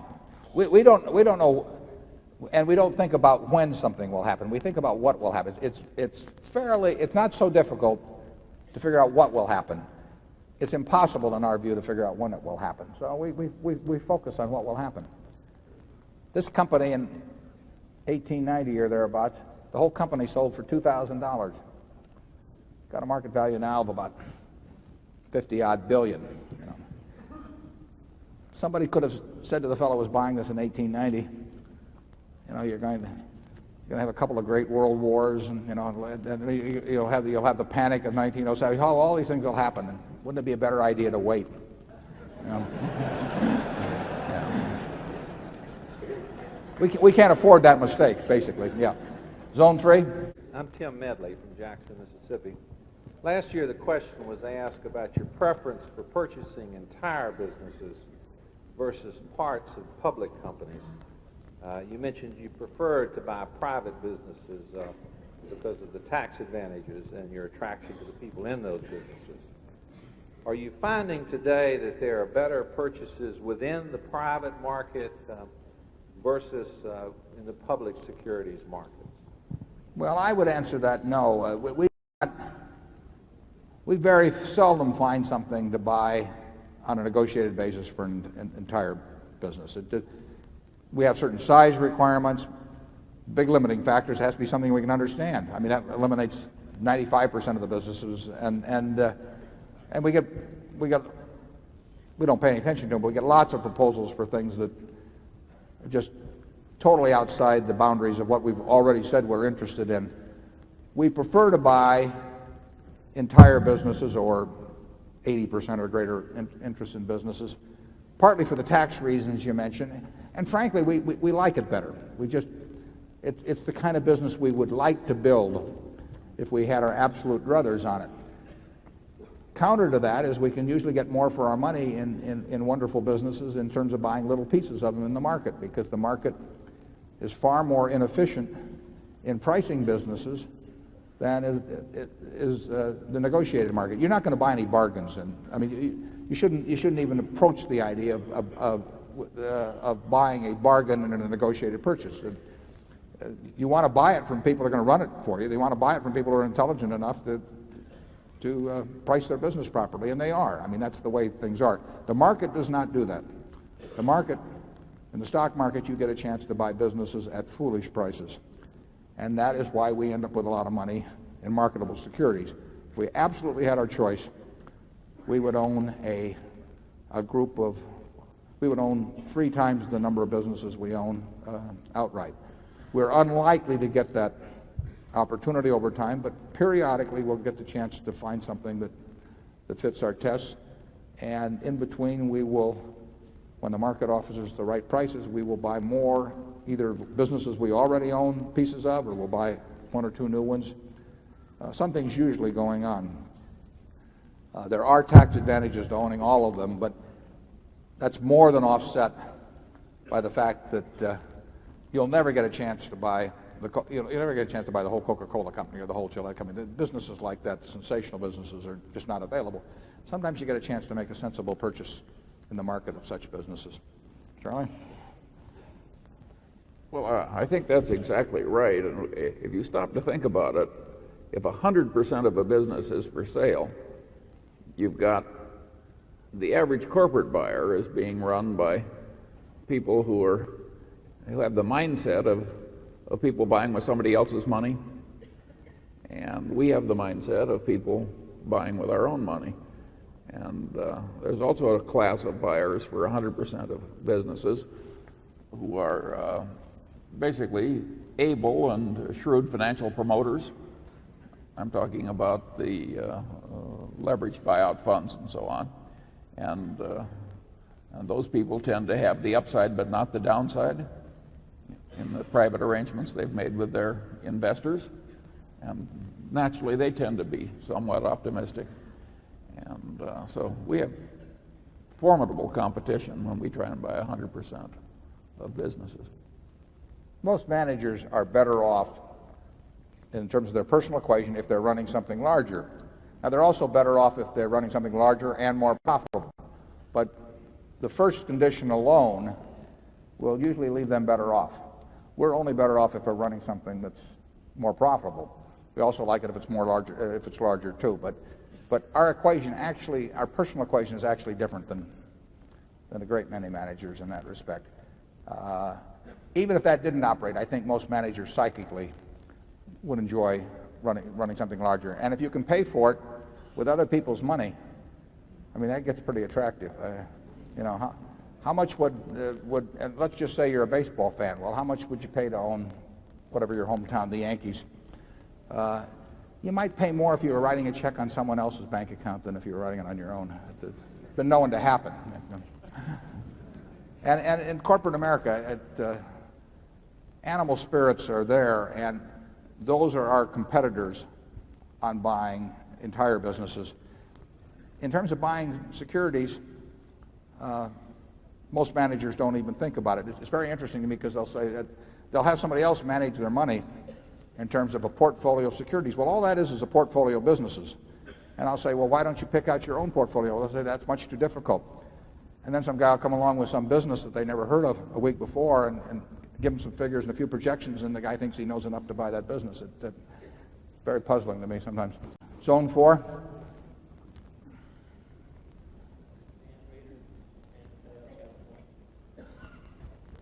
Could you hold it a little closer to you? I can't hear too well. It's hard to hear. Is the mic on there? It's on. Ah, okay. I can hear that fine. Let's try it one more time. Dan Rader, San Mateo, California. This is a question for Mr. Munger. In your most recent letter to shareholders in Wesco's annual report, you calculated the intrinsic value of Wesco at about $100 per share and compared that to the then current market price of Wesco of about $130 per share. In the same letter, you stated that it was unclear whether at then current market prices Berkshire or Wesco presented a better value to prospective purchasers. In light of that, would you compare the intrinsic value of Berkshire to its current market price? Well, the answer to that is no. Berkshire has never calculated intrinsic value per share and reported it to the shareholders, and Wesco never did before this year. We changed our mind at Wesco because we really thought some of the buyers had gone a little crazy, and a lot of things were being said to prospective shareholders that, in our opinion, were unwise. And we don't really like attracting, even though we've had nothing to do with it, we don't like attracting people in at high prices that may not be wise. So we departed from our long precedent, and we did, in the Wesco report, make an estimate of intrinsic value per share. But we're not changing the general policy. That was just a one-time quirk. Well, and also I think it's true that the Wesco intrinsic value per share can be estimated by anyone within fairly close limits. It just isn't that complicated because there aren't a number of businesses there that have values different than carrying values, or where they are, they're all footnoted in terms of numbers. So it'd be almost impossible to come up with numbers that are significantly different than the number Charlie put in there. Berkshire has assets that, number one of which would be the insurance business, that it's clear have very significant excess values, but one person might estimate those at maybe 3 times what somebody else would estimate them at. That's less true of our other businesses, but it's still true in a way, so that Berkshire's range would be somewhat greater. And as Charlie, we don't want to disappoint people. We also don't want to disappoint ourselves. But we have our own yardsticks for what we think is doable. We try to convey that as well as we can to the people who are partners in the business. And I think that we saw some things being published about Wesco that simply might have led to, probably did lead to some expectations that simply weren't consonant with our own personal expectations, and that leaves us uncomfortable. Zone 5. Hello, my name is Charles Pyle from Ann Arbor, Michigan. I'd like to ask you to expound on your view of risk in the financial world. And I ask that against the background of what appear to be a number of inconsistencies between your view of risk and the conventional view of risk. I mentioned that in a recent article you pointed out an inconsistency in the use of beta as a measure of risk, which is a common standard. And I mentioned that derivatives are dangerous, and yet you feel comfortable playing in derivatives through Salomon Brothers, and betting on hurricanes is dangerous, and yet you feel comfortable playing with hurricanes through insurance companies. So it appears that you have some view of risk that's inconsistent with what would appear on the face of it to be the conventional view of risk. Well, we do define risk as the possibility of harm or injury, and in that respect, we think it's inextricably wound up in in your time horizon for holding an asset. I mean, if your risk is that you're going, if you intend to buy XYZ Corporation at 11:30 this morning and sell it out before the close today, I mean, that is, in our view, that is a very risky transaction, because we think 50% of the time you're going to suffer some harm or injury. If you have a time horizon on a business, we think the risk of buying something like Coca-Cola at the price we bought it at a few years ago is essentially so close to nil in terms of our prospective holding period. But if you ask me the risk of buying Coca-Cola this morning and you're going to sell it tomorrow morning, I say that's a very risky transaction. Now, as I pointed out in the annual report, it became very fashionable in the academic world, and then that spilled over into the financial markets, to define risk in terms of volatility, of which beta became a measure. But that measure, that is no measure of risk. The risk in terms of our super cat business is not that we lose money in any given year. We know we're going to lose money in some given day, that is for certain, and we're extremely likely to lose money in a given year. Our time horizon of writing that business, would be at least a decade, and we think the probability of losing money over a decade is low. So we feel that in terms of our horizon of investment, that is not a risky business, and it's a whole lot less risky than writing something that's much more predictable.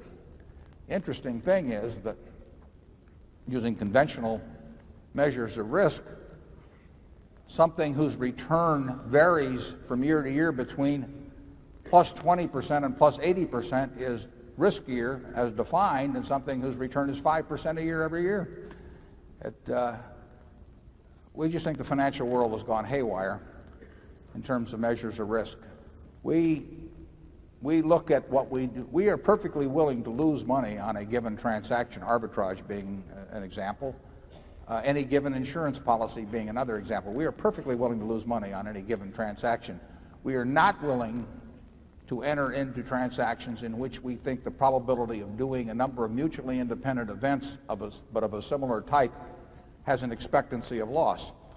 And we hope that we are entering into our transactions where our calculations of those probabilities have validity. And to do so, we try to narrow it down. There are a whole bunch of things we just won't do because we don't think we can write the equation on them. But we basically, Charlie and I, by nature, are pretty risk averse, but we are very willing to enter into transactions. If we knew it was an honest coin and someone wanted to give us 7 to 5 or something of the sort on one flip, how much of Berkshire's net worth would we put on that flip? Well, we would. It would sound like a big number to you. It would not be a huge percentage of the net worth, but it would be a significant number. We will do things when probabilities favor us. Charlie? Yeah, I would say we try and think like Fermat and Pascal, as if they'd never heard of modern finance theory. I really think that a lot of modern finance theory can only be described as disgusting.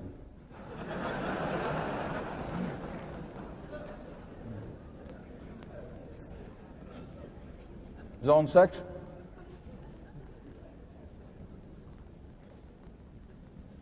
Good morning. I'm Paul Miller from Kansas City, Missouri. I've got 2 questions. First, not too long ago, I believe it was Fortune magazine that ran an article regarding personal tax rates, and at the risk of misquoting you, my recollection is that you favored higher personal rates even higher than those proposed by those in Washington. The second question is, I've heard Berkshire Hathaway referred to as nothing more than a high-priced rich man's mutual fund. Would you care to comment on that also? Well, on tax rates, if you ask me what I personally favor, I personally favor a steeply progressive consumption tax. That has a little more attention being paid to it now, although the steeply progressive might be modified by most of the advocates of the consumption tax, maybe to mildly progressive or something of the sort. there's a non diminici proposal along that line, and there are other people that are talking about it more. It may be examined by the new Kerry Danforth Commission, of which we've got a member in the audience. But I believe in, one way or another, I believe in progressive taxes. And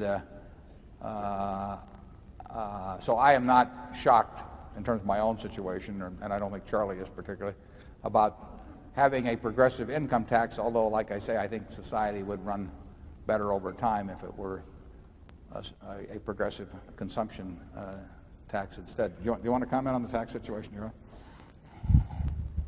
Well, I think there is a point at which income taxes become quite counterproductive if the progression is too high. But I don't think we're there yet.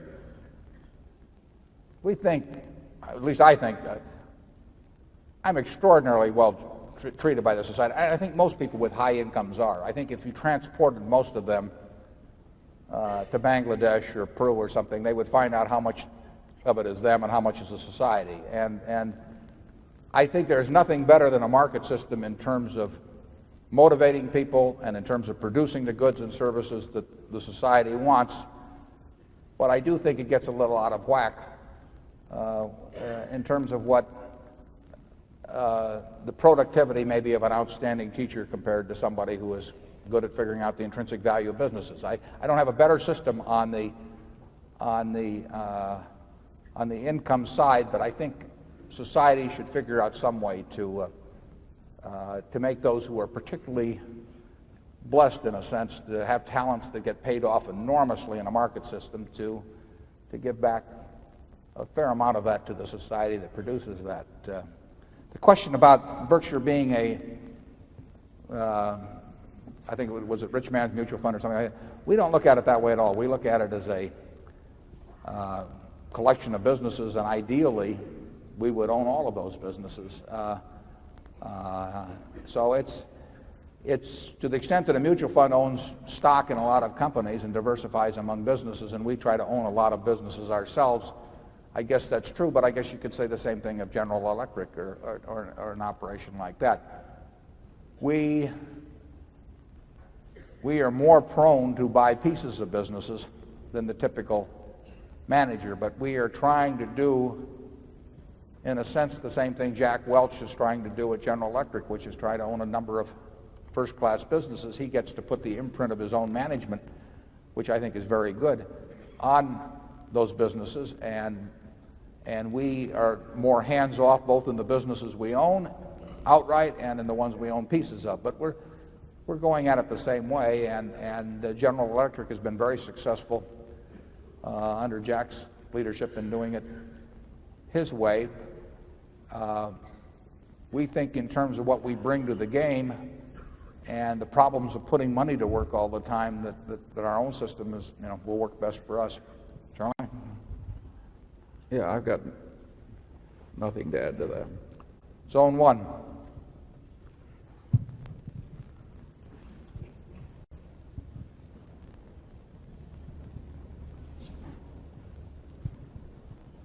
Hello, I'm Christopher Davis from New York City.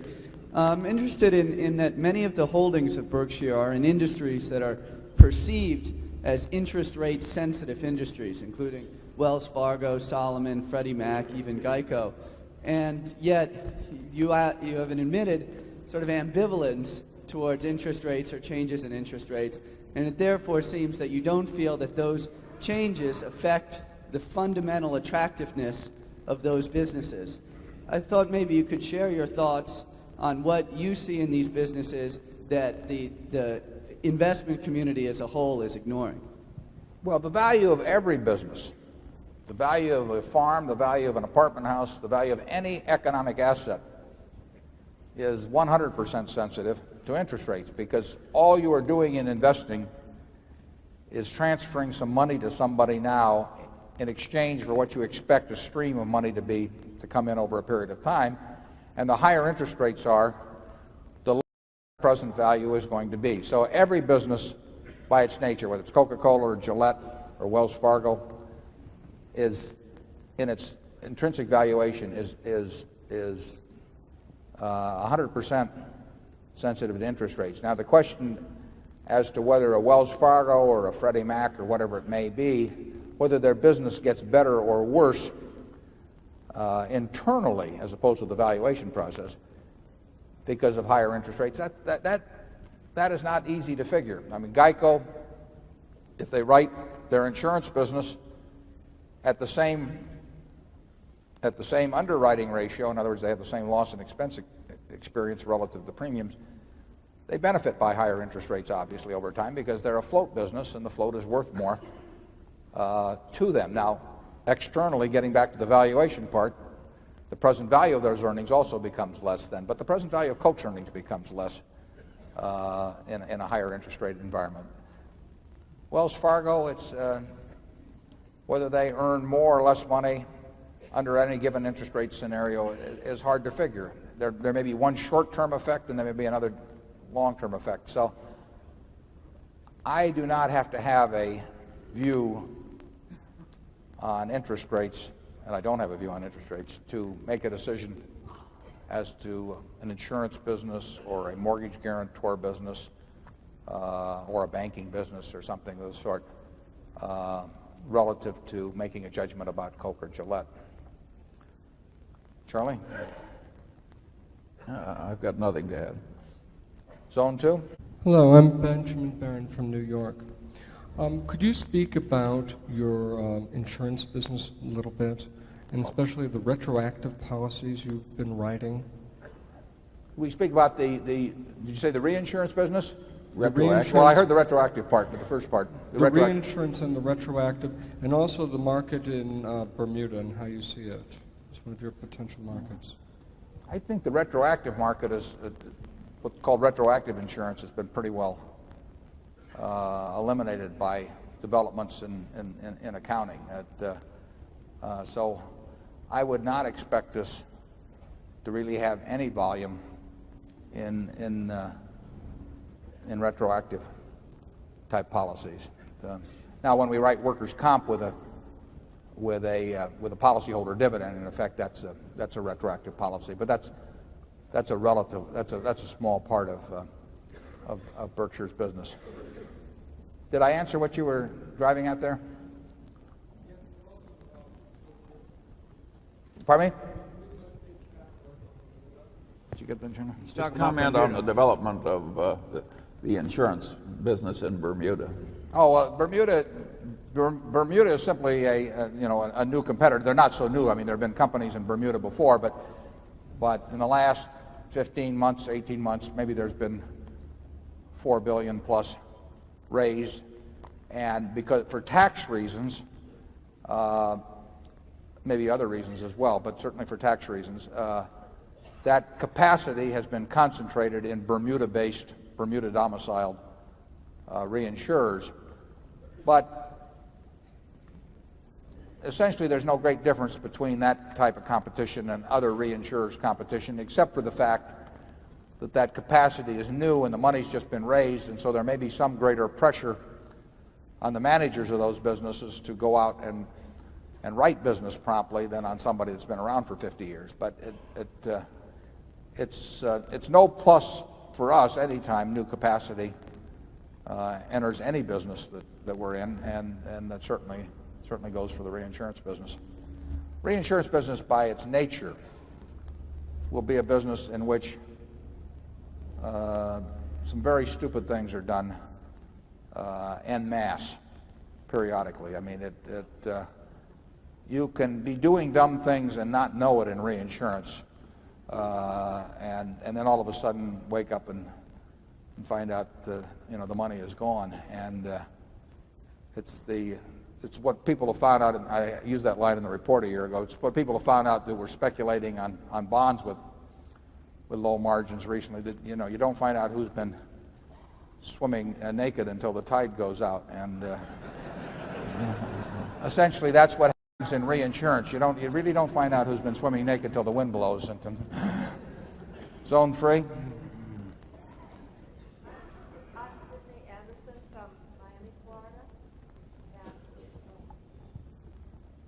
My question is,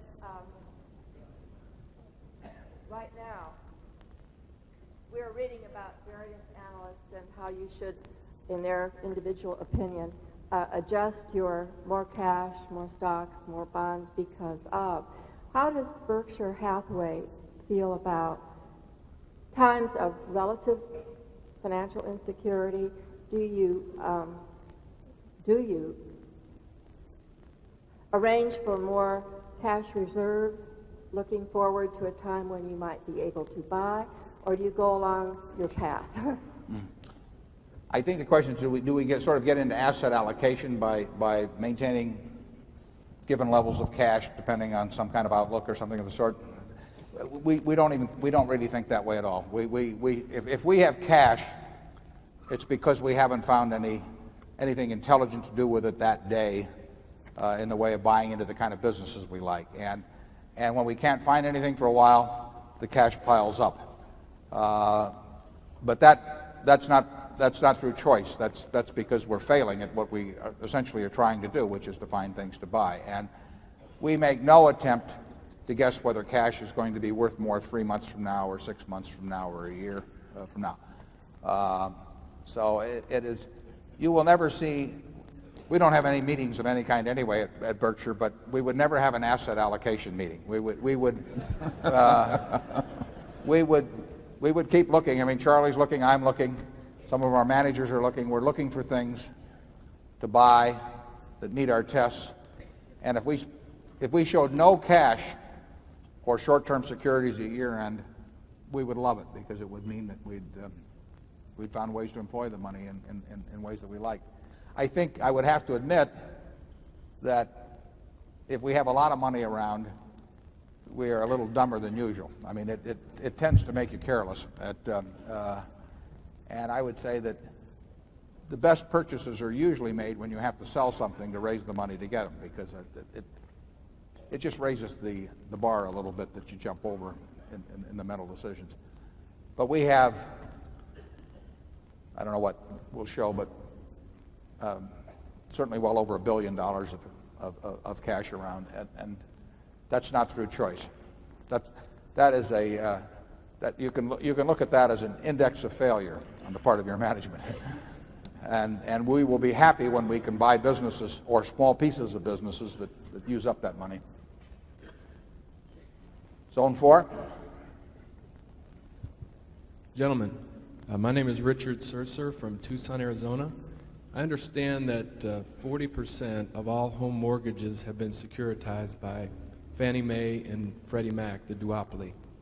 I would, at the risk of asking you for a projection, since you talked about projections before, I'd be interested in understanding what you think will happen to that market share over time for this duopoly. Thank you. Yeah, well, the answer to that it doesn't involve much of a prediction. That market share is essentially certain to go up. That doesn't mean that those are wonderful businesses to buy, but it does. But the market share is essentially certain to go up because the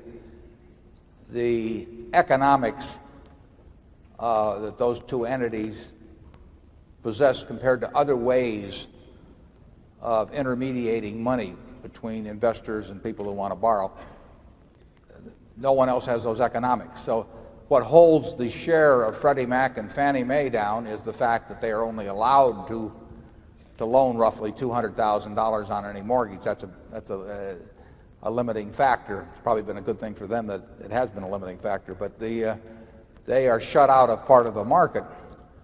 But the market that they are in, they essentially have economics that other people can't touch for intermediating money, including the savings and loan business that we were in. We had a business that intermediated money, went out and got it from depositors and lent it to people who wanted to borrow on a home. Freddie Mac and Fannie Mae do it the same way. They don't do exactly the same way, but they perform the same function. And they could do it so much more cheaply than we could do it by having branches or anything of the sort and paying the insurance fee we paid. They're going to get the business. They should get the business. And so their market share will grow. Charlie? Well, I think that's right. You're doing great. Zone 5. Good morning. I'm Sarah Pruitt from Milwaukee, Wisconsin. And I wondered if you feel that the speed with which information is available and disseminated today has affected your business buying decision process. And do you believe that speed has caused you to miss opportunities? Question about seas expanding? No. Does the speed of information today affect our decision-making process? No, I would say that we perform about like we were doing 30 or 40 years ago. I mean, we read annual reports. The speed of information really doesn't make any difference to us. It's the processing and finally coming to some judgment that actually has some utility. That is, that it's a judgment about the price of a business or a part of a business, of security, versus what it's essentially worth. And none of that involves anything to do really with quick information. It involves getting good information, but usually it's not. We're not looking for needles in haystacks or anything of the sort. You know, we like haystacks, not needles, basically. And we want it to shout at us. And I would say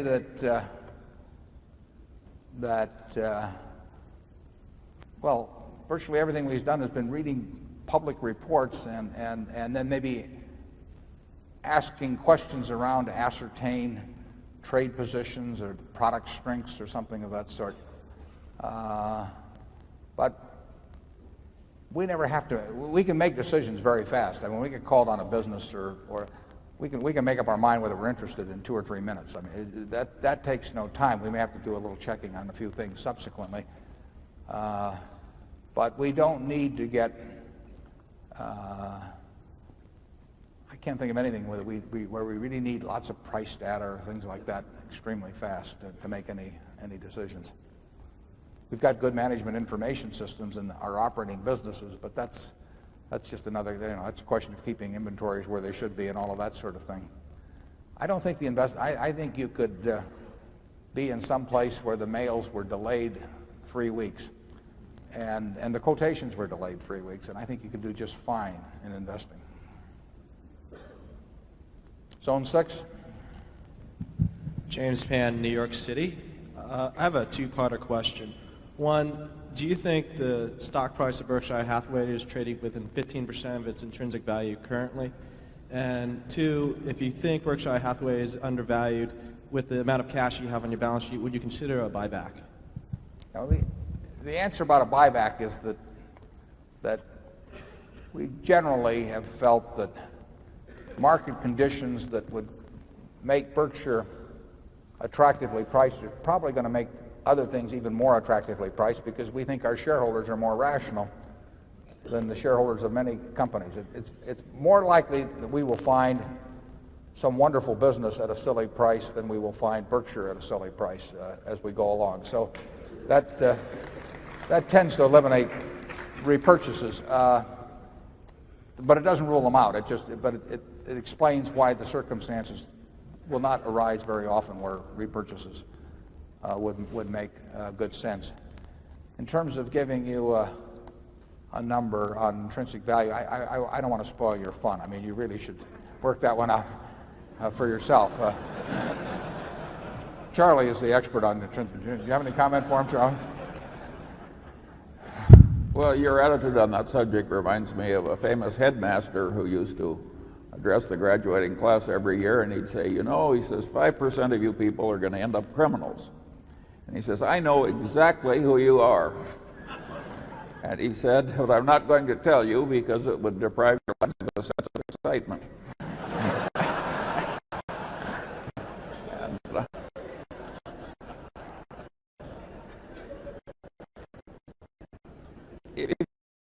Companies that constantly told their shareholders what the intrinsic value was were the real estate holding companies in corporate form. And I must say that the amount of folly and misbehavior that crept into that process was disgusting. we would be associating with a bad group if we were to change our ways. Bill Zeckendorf Sr., I think, was probably the first one to do that with Webb and Knapp back in the late 50s. I still have those annual reports, and he would announce, like to 8 decimal places what the intrinsic value of Webb and Knapp was, and he did it right till the day they filed for Chapter 11.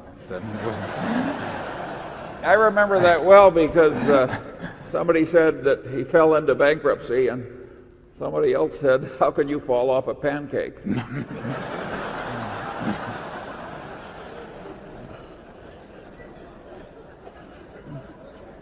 Beware of people that give you a lot of numbers about their businesses. I mean, in terms of projections or valuations or that sort of thing. We try to give you all of the numbers that we would use ourselves in making our own calculations of value. We really, if you read the Berkshire reports, you essentially, you have all the information that Charlie and I would use in making a decision about the security. If there's anything really lacking in that respect, we would truly appreciate hearing from you, because we want to have that kind of information in the report. But then we want you to make the calculation. But we've stuck, I mean, that material, for example, on the float in the insurance business, we consider that quite relevant, obviously, because we use up almost a page printing it. It's pretty serious stuff at Berkshire. But that is relevant. I mean, your interpretation may be different than mine or Charlie's, but those are important numbers. And we can give you a lot of baloney about satisfied policyholders, in Lincoln, Nebraska. Wouldn't tell you a thing about what the company's worth, and have pictures of them and happy, receiving the check from the agent, all of that. But we're not going to do that at Zone 1. Mike Macy from Indianapolis. I have really enjoyed reading your annual letters and your annual report, and I've gone back and read all the older ones too. They're terrific. I have also enjoyed reading the 2 books by Peter Lynch, and I see a lot of commonalities between the two of you, the way you think and your philosophy, etc. I'd certainly appreciate it if you'd make a few comments on what you think of Peter Lynch, the things he says in his 2 books, and the advice that he gives to investors. Thank you. I know Peter. I don't know him well, but we played bridge together in Omaha, as a matter of fact. And I like him personally, and obviously he has an outstanding record. And he has written those 2 books which have been bestsellers about his investment philosophy. I don't really have anything. I'm not going to embroider on his. There's certainly a fair amount of overlap. There's some difference. Peter obviously likes to diversify a lot more than I do. I mean, he owns more stocks than the names of companies I can remember. I mean, but that's Peter. And I've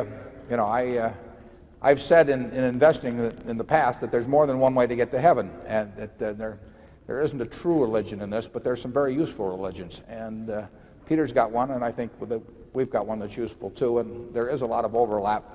But I would not do as well if I tried to do it the way Peter does it, and he probably wouldn't do as well if he tried to do it exactly the way I do it. I like him personally very much. He's a high-grade guy. Zone 2.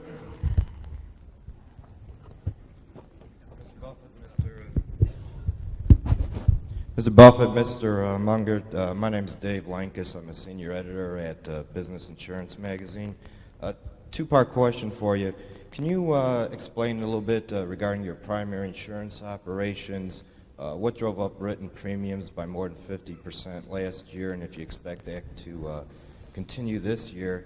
And then regarding your earlier comments on the stupid things reinsurers can do en masse, can you explain what potential pitfalls that the new CAT facilities in Bermuda will have to avoid that you feel Berkshire Hathaway won't fall into?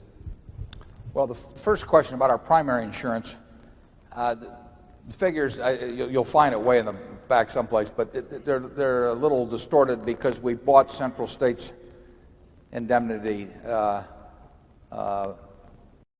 late in the year '92, so that there's a lot more premium volume in there for Central States in '93 than there was in '92. Our basic National Indemnity's basic insurance, which is auto and commercial auto and general liability, premium volume was fairly flat. The home state operation fairly flat. Cyprus up somewhat. But those numbers were not anything like the changes. So our business last year, pro forma for including Central States Indemnity for all of 92, would not have shown a dramatic change. There really hasn't been much happen in our primary business, except that it's been run, it's done very well, but it is not growing or exploding, and that's true this year as well as last year. It's a good business, and it could grow in certain kinds of markets very substantially, but it is not growing in this market, and it did not grow last year, although its underwriting was very good. In the reinsurance business, I think essentially the difference in our reinsurance business from many others, it doesn't include them all in a place like Bermuda, is essentially the difference that may exist in our operations and securities versus other people. We will offer reinsurance at any time in very large quantities at prices we think make sense, but we won't do business if we don't think it makes sense, just like we will buy securities to the extent of the cash we have available if they make sense. But we have no interest in being in the stock market per se, just to be in it. We want to own securities that make sense to us. I think for most managements, if the only thing they're in is the reinsurance business, they may like it better when prices make sense, but I think they will be prone to do quite a bit of business when prices don't make sense as well, because there's no alternative except to give the money back to the owners, and that is not something that most managements do somersaults over. So I think we are in a favored position, essentially having the flexibility of capital allocation that lets us take the lack of business with a certain equanimity that most managements probably can't, because of their sole focus on the business. Rates will get silly in all likelihood after a period when nothing much happens, when you've had a couple of years of good experience. We price to what we think is exposure. We don't price to experience. I mean, the fact that there was no big hurricane last year, I forget the name of the one that was coming in at North Carolina and then it veered out essentially, but to us, it has nothing to do with the rates next year, whether that hurricane actually came in a big way or veered out into the Atlantic again. I mean, we are pricing to exposure. And everyone says that, but the market tends to price and respond to experience, and generally to recent experience. That's why all the retrocessional operations in London, in the spiral, went busted, because they priced. In our view, they price to experience rather than to exposure. It's very hard not to do that, to be there year after year with business coming by and investors expecting things of you and not do that. But we will never knowingly do that. We may get influenced subconsciously in some way to do that, but we will not do that any more than we will accept stock market norms as being the proper way for us to invest money in equities. Basically, when you lay out money or accept insurance risks, you really have to think for yourself. You cannot let the market think for you. Charlie? Yeah, I think Berkshire is basically a very old-fashioned kind of a place, and it tries to exert discipline to stay old-fashioned. And I don't mean old-fashioned stupid. I mean, the eternal verities, so to speak. Basic mathematics, basic horse sense, basic fear, basic discriminations regarding human nature, all very old-fashioned. And if you just do that with a certain amount of discipline, I think it's likely to work out quite well. Dolan Free? David Gottesman from New York. It's no wonder that this meeting draws stockholders from all over the country. And despite the talk about age today, I'm happy to say this meeting gets better every year. Berkshire stands unique in American business as a company whose name has become synonymous with management excellence. Unlike many American corporations, we as stockholders don't have to worry about reorganizations, large write-offs, massive restructurings, overstated earnings, and overpaid executives with strategic visions. Instead, year in and year out, we enjoy the benefits of the common sense and brilliance of Charlie and Warren.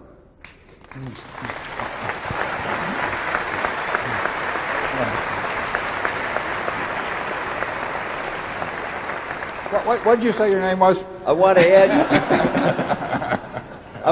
to that, to say nothing of your good humor. It's easy to take such consistently outstanding results for granted, but we in this room are the direct beneficiaries of their efforts. By our presence here today, we show our appreciation to them for their exceptional performance, but we can also demonstrate it in another way. I would like to suggest we give them a rousing hand of applause for a job well done. Thank you.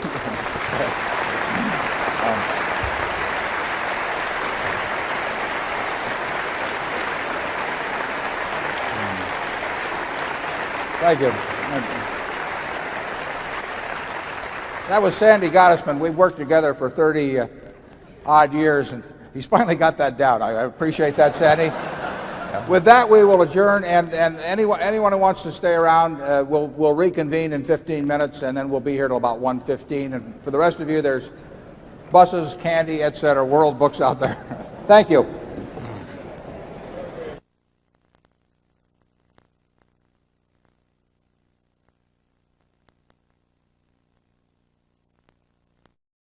Zone 2 now, well, I don't know where Zone 2 is, but we'll... Do you feel basically the same about your investment in Guinness now as when you made the investment in terms of the company? Well, I wouldn't like to comment on anything that we own in terms of how we rate them as desirability or anything. I mean, whether it's Coke or Gillette or anything, we made decisions at a given time at a given price, which you can figure out by looking at our purchases. But we may be buying or selling any of those securities right as we talk, and we simply don't think it's in the interest of Berkshire shareholders as a group to be talking about things that we could be buying or selling.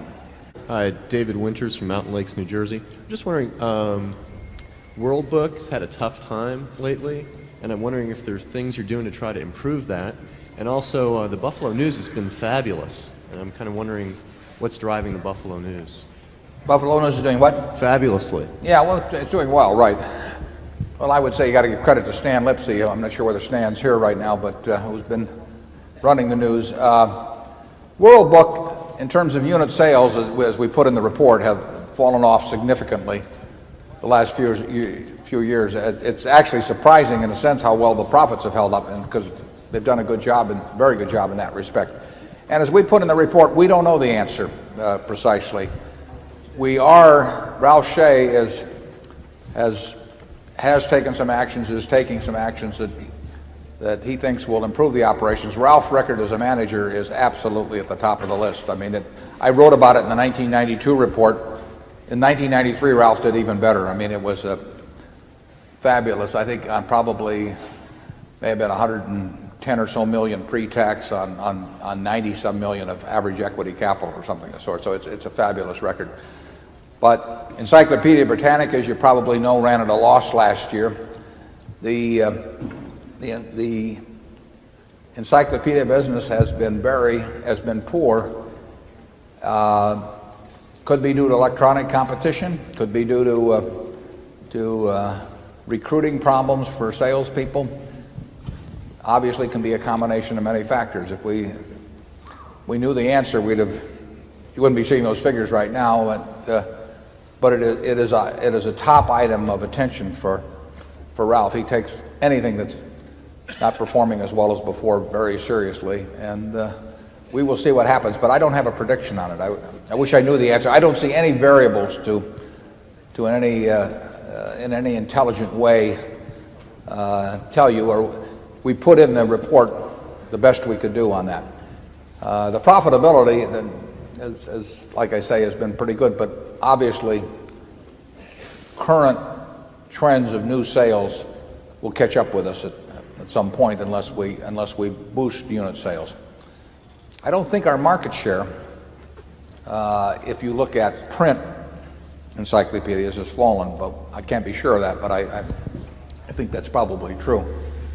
But there are an awful lot of encyclopedias going out there as part of a bundled product with computer sales. Lee again from Palo Alto. By Omaha standards, you are a relatively young man. And every year, you point out that Berkshire's size now precludes you from making the great, relatively small trades which made your reputation. How much thought have you given to breaking up Berkshire into smaller entities? How much what? How much thought have you given into breaking up Berkshire into smaller entities which would allow you to make those nice, small, wonderful trades that you made from the beginning? It wouldn't do any good to break into smaller entities because I'd still own, we'd still have 10 billion plus of capital to be responsible for wherever it would be. So we could distribute it out to the shareholders and let them make their own decisions, obviously. And anytime we thought that we weren't going to get more than $1 of value per dollar retained, that obviously would be the course to follow. But there's no magic to creating multiple little. I mean, we could call Berkshire 2, Berkshire 3, Berkshire multiple little. I mean, we could call Berkshire 2, Berkshire 3, Berkshire 4, but you still got the problem. There's $10 billion to invest, and it doesn't really solve anything. Charlie, do you have any thoughts on that? No, the Berkshire is incredibly decentralized in terms of power and decisions resting in the operating divisions. In terms of the marketable securities, it's incredibly centralized. And so far, we have not had any big penalty from not being able to do the things that we did when we were young. Eventually, we will reach the penalty. Yeah, I think there's no question we could earn higher percentage returns working with $100,000 though than $10 billion. But it hasn't hurt us as much as we thought it would as size has increased. But your universe of opportunity shrinks. But it shrinks no matter. I mean, you can set it up in 20 bank accounts or one bank account, but you still the universe still has to fit the 10 billion in aggregate. Now, how are we doing this? Do we have another zone over there? Yeah. Michael Bunyaner, New York City. Two questions. One, last year you discussed in your annual report your investment in General Dynamics, and you also gave your proxy to the company and its management. This year it appears you have sold the stock. This year what? This year it appears that you have sold the stock in General Dynamics. What has changed that you sold 20% of your stake? This is question number one, and I have number two. Mm-hmm. Probably inappropriate to be talking about what we're buying or selling, except to the extent that we have to make a public announcement, which on something like General Dynamics, we've got 13G requirements if we change by more than 5%, and we also have, as long as we own more than 10%, we have monthly reporting requirements under Form 4. We think the management of General Dynamics has done an absolutely sensational job. Obviously, also, it isn't the kind of business, basically, that we have a 20-year view on or something of the sort. So the shareholders of General Dynamics have been extraordinarily well served by the management of that company, and we're thankful because we've prospered accordingly. But should I take from this comment that you have changed your view about the business itself? Pardon me? Should I take from your comment that you have changed your view about the business itself? No, I think you can take my comments as saying just what I've said. Okay. Question number two. Could you comment? I think we want to give people a chance around the room, and then when in the zone you're in, when a second question comes along, we'll be fine. But we want to get as many people in this hour as we can because this is the hardcore here. Zone one. It appeared to me that in 1993, the variation between the stock price for the high and the low was much greater in years in the past. Would you mind commenting on that? Well, there was more volatility in the price of Berkshire last year, and as I put in the annual report, the stock overperformed the business last year. Now, over any 10 or 20 or 30-year history, every year the stock is going to perform a little differently, at least, in the business. I mean, it may slightly underperform or slightly overperform. We would prefer that those variations be as small as possible, but there was more variability last year than historically has been the case, although we've had one or two other, we've had a few years like that. Our best way to handle that is to give all the information we can to shareholders and prospective shareholders and follow policies that we think will induce the investment oriented with long time horizons to join us and not to encourage other people. But occasionally, we can't guarantee that result. One of the things that was interesting to me, I don't know whether it was 3 months ago or when, but I happened to be talking to the specialist, terrific specialist, Jimmy McGuire. He had to leave, but he was here earlier in the session. And I think at the time the stock was around 16,000 or something like that. And he had some rather significant stop loss orders on the books at 15.5 or thereabouts, involving some hundreds of shares. And that, to me, is a signal that, we have some people that are, in my view, are not really the kind of owners that we would like to attract, because why somebody wants to put in an order to sell something for 15,500 that they don't want to sell at 16,000 is beyond me. But the idea of people using stop loss orders with Berkshire, obviously, it tells me that we've got some people in that are using it as a trading vehicle of some sort, or have some totally non-investment type calculations in their mind. I don't think we have very many of them. But obviously, if we have enough people like that, you will have a more volatile stock than if you have a whole bunch of people who look at it as something that they're going to hold for the rest of their life. And the stock did go down at that time and hit 15,500, and there were I think it was close to 300 shares, which is $4.5 million worth of stock. And somebody made a decision, apparently, or some small number of people made a decision that they wanted to sell something at 15,500 and that they could have sold for 16,000. The lower it went, the better they liked it, apparently. I mean, the better they liked the sale. Which, has always struck me as like having a house that you like and you're living in, and, it's worth $100,000, and you tell your broker, if anybody ever comes along and offers 90, you want to sell it. I mean, it doesn't make any sense to me. But it has, I would say that there's been some small, I think relatively small tendency for people to get, relatively few people, but to get more interested in the price of the stock than in terms of, and thinking of it in terms of whether it's going to go up or down in the next 6 months than might formerly have been the case. I think we're unusually well blessed in that respect, in that we've got people who basically want to own it for a very long time.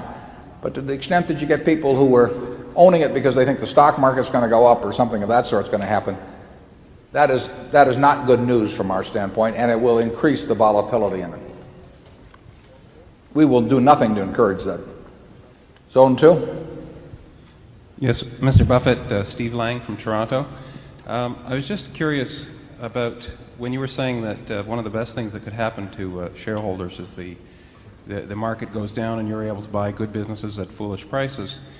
And then a little later on you were saying that that we could judge your ability to do what it is that you feel you should be doing by how much cash you have in the account at any given point in time. And by what? By the amount of cash that you have in the account. In other words, I guess what you feel you're supposed to be doing is investing the cash in good businesses. So I'm just wondering about that kind of dichotomy. Where does the cash come from if the market does go down? If you've been successful in your first ability, would that be from the cash flow on the operations of the business, from the float? Is that, so really the success of the company then is to some degree the fact that you're able to dollar cost average into the market on an ongoing basis, is that right? Well, it isn't that precise, but A, we do generate cash in considerable amounts, so that we will not husband cash simply because we think the market's going to go down or to buy something. But obviously, as cash comes in, we're always looking for things to do, and the cheaper that the market is generally, the more likely it is that we will find something that we understand and that we like, and that the price will be attractive and that we will do. But it isn't like we can change around the whole portfolio then, because that doesn't gain us anything. I mean, we'd be selling things at lower prices to buy things at lower prices. But to the extent that we have net cash coming in, which we do and which we will have, on balance, we are adding to our businesses at more attractive prices than would be the other case. And it's no prediction on any given company. I mean, whether it's Gillette or Coke, or it might be something we already own, it might be something we don't own, but we welcome the chance to buy more shares. We're not wishing it on anybody, but if you asked us next month whether Berkshire would be better off if the whole stock market were down 50%, or where it is now, we would be better off if it was down 50%, whether we had any cash on hand now or not, because we would be generating cash to buy things. Zone 3. Byron Ransdale from Raleigh, North Carolina. Thanks for your hospitality this weekend. Well, we thank you for coming, too. My question concerns Solomon Inc., and more specifically Solomon Brothers. I know that you were on the board of directors, I think, from 87 to the current time. Very much interested in compensation there, and maybe on the compensation committee. Between 1987 and 1992, Solomon's financial results were quite dismal, in a very lumpy way, but overall quite dismal. In your opinion, if the compensation had been rational during this time, would Solomon have shown results that would make it a quite decent business? Solomon, if the compensation if the past compensation been more rational, decisions had been more rational, 87 to the current time, would Solomon have done better? Yeah, is that it? Yes, sir. Well, I would say that if the present people and the present compensation philosophy, which allows for very large payments for very large results, I think the company would have done better. You're going to see very big numbers paid in Wall Street. That's the nature of it. The trick is to pay them only when you're getting very big results for the owners. I mean, there's no way you're going to pay numbers that look like numbers in other industries and get great results for owners. But if you pay these big numbers, I think you should be getting very good results for owners. And the old system was not. I mean, it wasn't totally off the mark on that, but it was far from an ideal system in my view. Zone 1. Warren, I have one question. Last year you were using Coca-Cola puts as a way to increase income, and conversely, if they were exercised, as a way of increasing your position. Do you still use puts in this type on investments you wish to add to? 5 million shares, as I remember, of Coke sometime early fall or thereabout. I don't remember exactly, last year. And the puts, I think the premium was around $7.5 million, and they were priced around 35. We have not done that very often, and we're unlikely to do very much of it. For one thing, there are position limits on puts which don't apply to us, but they apply to the brokers for which we do them, and those position limits were not clear before that, but we could probably write puts on that same amount by doing it through a bunch of different brokers. It's not something we're really very likely to do. I was happy to do it, and in that particular case we made $7.5 million, but we're better off probably, if we like something well enough to write a put on it, we're probably better off buying the security itself, and particularly since we can't do it in the kind of quantities that really would make it meaningful to Berkshire. There are securities I would not mind writing puts for 10 million shares or something, but that probably, it's probably allowable for us to do it. It's not allowable. We'd probably have to do it through multiple brokers to get the job done. And on balance, I don't think it's as useful a way to spend my time as just looking for securities to buy outright. Charlie, do you have anything? No. Zone 2. Mr. Buffett, I'm from West Point. My name is Rogers. A couple of months ago, there were stories in the World Herald that Berkshire Hathaway had taken a large position in Philip Morris and UST. But in your annual report, I don't see anything about that. Can you comment? Yeah, I would say in the last 2 years, maybe, I'm just approximating, I've probably seen reports in either the Wall Street Journal, USA Today, maybe picked up by the Associated Press or in the Herald, but in papers of some significance, I've probably seen stories that we were buying maybe any one of 10 companies in aggregate over that period of time. I would say a significant majority were erroneous.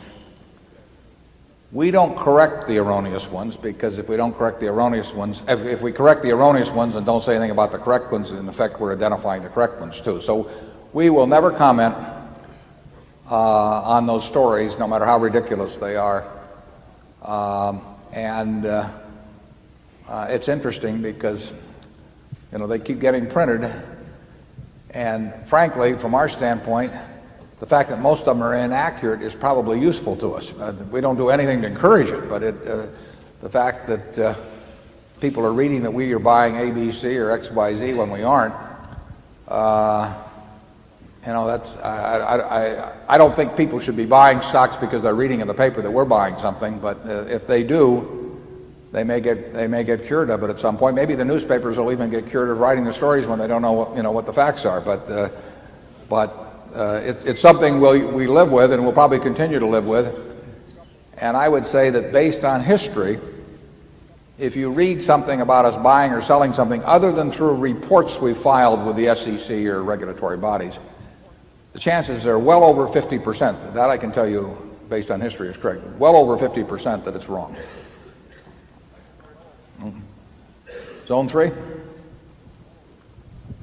Do you expect that Berkshire would become one of the Standard & Poor's 500 stocks or a Dow Jones stock? Well, I think it's unlikely it ever becomes a Dow Jones stock. I don't know what the criteria are for the S&P 500, but I imagine there's some reason why we don't fit. I don't know whether they have questions about number of shares outstanding, or I've never checked with S&P. I wouldn't be surprised if we have the largest market capitalization of any company that isn't in the S&P, although I don't know that. But they may have some criteria variety that preclude Berkshire being part of it. I've always thought it'd be very interesting for those of you who like to think about such things, that if we were part of the S&P 500 and enough people became indexed so that 60% of the market was indexed, and if Charlie and I wouldn't sell, which we wouldn't, it'd be an interesting proposition as to how the index funds would ever get their 60% if they tried to replicate the S&P. I don't know whether they have rules even about concentration of ownership. That same line of thinking might have applied to Walmart or some company, because just take the extreme example of a company that had 90% of its stock owned by one individual and 12% of the money in the market were indexed, and the 90% wouldn't sell. It would bring back the Northern Pacific corner or something of the sort. In any event, I don't think that's going to be a problem, and I don't think we are going to end up being in either index. Yeah, Zone 1. Mr. Buffett, my name is Aaron Morris. I'm from California. What I wanted to know was how you think about how large a position you're willing to take in a given security, both in your case where you have new cash coming in that you can invest, and in a case of an investor where they have a fixed amount of capital and they're trying to decide what's the most they should put in a security that they really love. Well, Charlie and I have, probably at our present size, we will never find anything that we get as much money into as we want. I think that's probably true, Charlie, if we really like it. Yeah, I think that's quite likely. Yeah, so we will probably never hit the limit. We'd love to find something we felt that strongly about, and occasionally we do, but we won't get as much money into it as we would wish, or as if we were running $1 million of our own money or some number like that. So we are willing to put a lot of money into a single security. When I ran the partnership, the limit I got to was about 40% in a single stock. I think, Charlie, when you ran your partnership, you had more than 40%. Sure. And we would do the same thing if we were running smaller partnerships or our own capital were smaller and we were running that ourselves. Because now we're not going to do that unless we think we understand the business very well and we think that the nature of the business, what we're paying for it, the people running it, and all of that lead up to virtually no risk. And but you find those things occasionally, and we would put, assuming it were that much more attractive than the second, third, and fourth choices, we would put a big percentage of our net worth in it. We only advise you to do that. Well, probably don't advise you to do it at all, maybe, but we would only advise you to do it if you're doing it based on your own conclusions about your own ideas of value and something that you really feel you know enough to buy the whole business. If your funds were sufficient and was being offered to you, you ought to really understand the business. But people do that all the time, incidentally, in private businesses, which have got terrible prospects. I mean, they buy dry cleaning establishments or filling stations or whatever, and they put very high, or franchises of some kind, they put a very high percentage of their net worth into something that a business is very risky, basically. I mean, people put all their money in a farm. You know, it's a business. It's subject to all kinds of business risks. So it's not crazy if you understand the business well, and if the price is sufficiently attractive to put a very significant percentage of your net worth in. If you don't understand businesses, then you're better off diversifying and fairly widely diversifying. Go ahead. Sorry. Berkshire has a substantial shareholder whose father accumulated the original position, and when he died, he left a very large estate, practically all of which was in two securities, Berkshire and one other outstanding company. And a bank was co-trustee, and the bank trust officer said, "You've got to diversify this." And it was a very large estate. And the young man who was co-trustee with the bank said, "Well," he says, "you know, if my father had believed the way you do, he might have been a trust officer in a bank instead of leaving this large estate."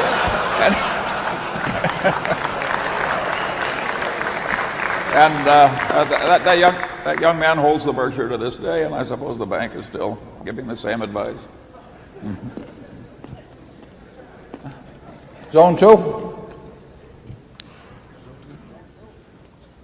Mr. Buffett, this is Chuck Peterson from Omaha, and I was just wondering if you could comment on the Coca-Cola Company. Haven't really talked about it too much today in regards to what you foresee over the next 5 years, earnings per share growth, and where this growth is perhaps going to come from. Was that the question about the growth of Coke? Yeah. You really have to come to your own conclusion. The Coca-Cola Company writes, their annual reports are extremely good. I mean, they're very informative. My guess is that, at least if you read a few of the reports, you absolutely know as much about the Coca-Cola Company as I would. But in the end, you have to make your own decisions about growth, potential profitability, potential, and all that. But the one thing I can assure you is that probably if you spend a relatively small amount of time on it, the facts that you will have available to you for making a decision on that question will be just as good, essentially, as the facts you'd get if you'd worked at the Coca-Cola Company for 20 years, or if you were a food and beverage analyst in Wall Street or anything of the sort. That's the kind of businesses we like to look at, are things that we think we can understand that way, and they're also businesses that usually I think you could understand that way. But we don't like you to give you our answers. I mean, that would not be a good idea. Zone 3. David Swab from Austin, Texas. I have a question pertaining to the convertible bonds that were outstanding for about 4 years. Any thoughts on, if you were a teacher to grade, if that was a good deal, bad deal, how the money was employed, compared to the cost of getting out of the bonds? Any thoughts? Charlie, did you get that? He wants to know if you think, in retrospect, your deal with the Lions was a good deal for Berkshire. No, I would say that that if I knew everything at the time that we did the Lions deal, which was the convertible zero coupon debenture, if I knew everything then that I know now, would we have done it? Probably pretty close. We had relatively few bonds converted when we called them, and so that it really wasn't a negative in that sense. But if we'd had more, we could have easily had a lot more converted, and that would not have been so good, obviously, if we'd ended up selling a lot of stock at 11,800 or whatever it was. It's very hard to measure exactly what we did with the 400 million or so that we took in at the time. So money being fungible, separating that 400 million from other resources to measure what happened on the plus side from having the money is hard to do. But my guess is, if you could play the whole hand over again, it probably was maybe a tiny minus to have issued them. What do you think, Charlie? Certainly close to a wash. Yeah. Now you can ask about U.S. Air, and that is one we would have been well to duck. Yeah. And I might say Charlie had nothing to do with that decision. He didn't even know about it till I did it. And when he knew about it,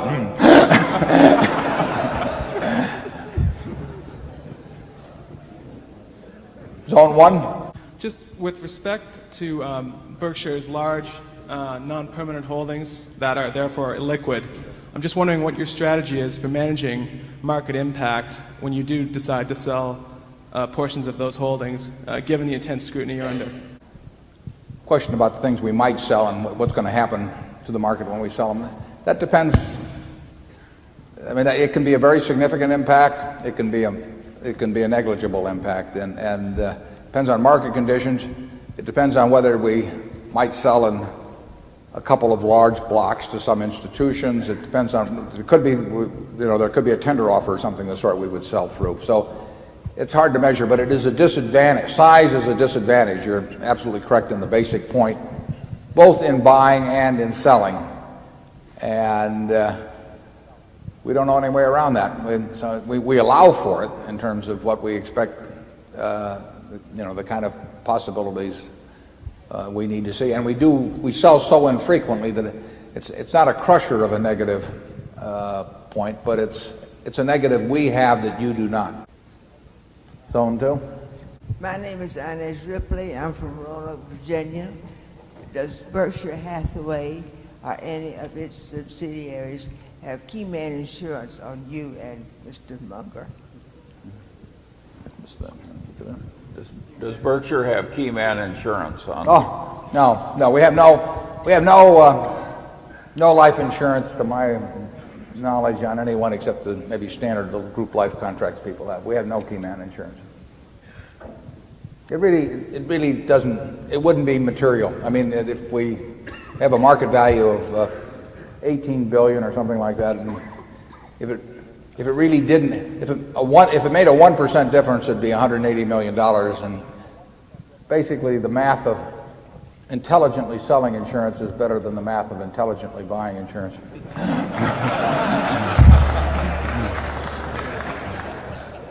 Zone 3. Mr. Buffett, I'm Barry Ziskin from Mesa, Arizona, longtime admirer of yours. Question pertains to Guinness. I remember reading in a publication I greatly respect, Outstanding Investor Digest by Henry Emerson in New York, that back in, I think it was 58 or 59, you made an investment in Cuba, decided never to make an investment outside the United States again at that time, have subsequently invested in Guinness. I'm a fellow investor in Guinness, have invested in Guinness and its sister company, Louis Vuitton Moet Hennessy, for over 5 years.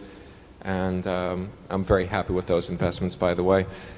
There's been a restructuring, as you know, of the Guinness-LVMH relationship, where Guinness no longer owns 24% of LVMH. Rather, it owns only its distilling, or I should say, alcoholic beverage related The Moet Hennessy businesses. part, Right, the Moet Hennessy part. The other parts of LVMH are showing better results these days, namely the Louis Vuitton luggage as well as the Christian Dior perfume. They've also expanded into the newspaper business this past year, business that you understand. Do you intend to look at the possibility, first of all, of participating in those businesses that you no longer own now with the restructured Guinness LVMH deal through some other form? And the second question relates to the currency risk inherent in the Guinness investment, having bought it at about $1.80, as you mentioned, pound sterling now down to about $1.48.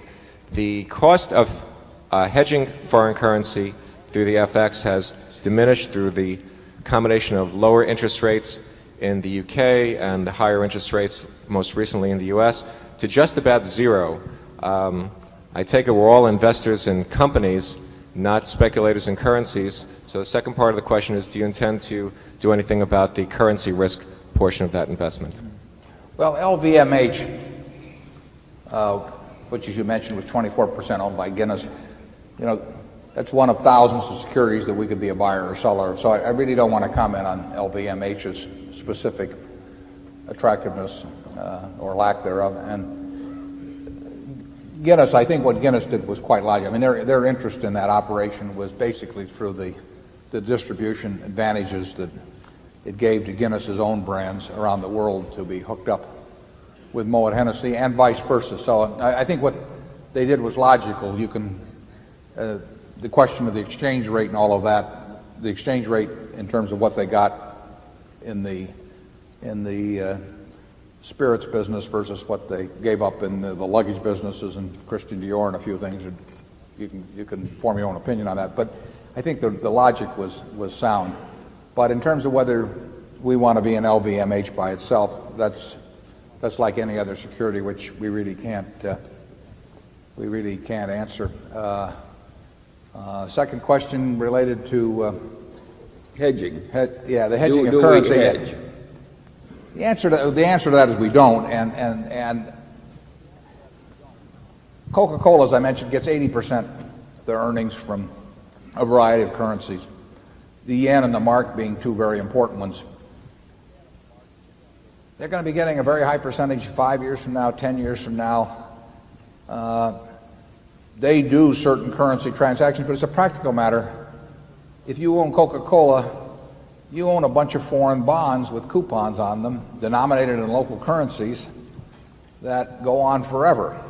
Now, should you try and engage in currency swaps on all those coupons, you don't know what those coupons are yet because you don't know how much they're going to earn in Japan or Germany, but you do know it's going to go on for decades, and they're going to be very significant sums.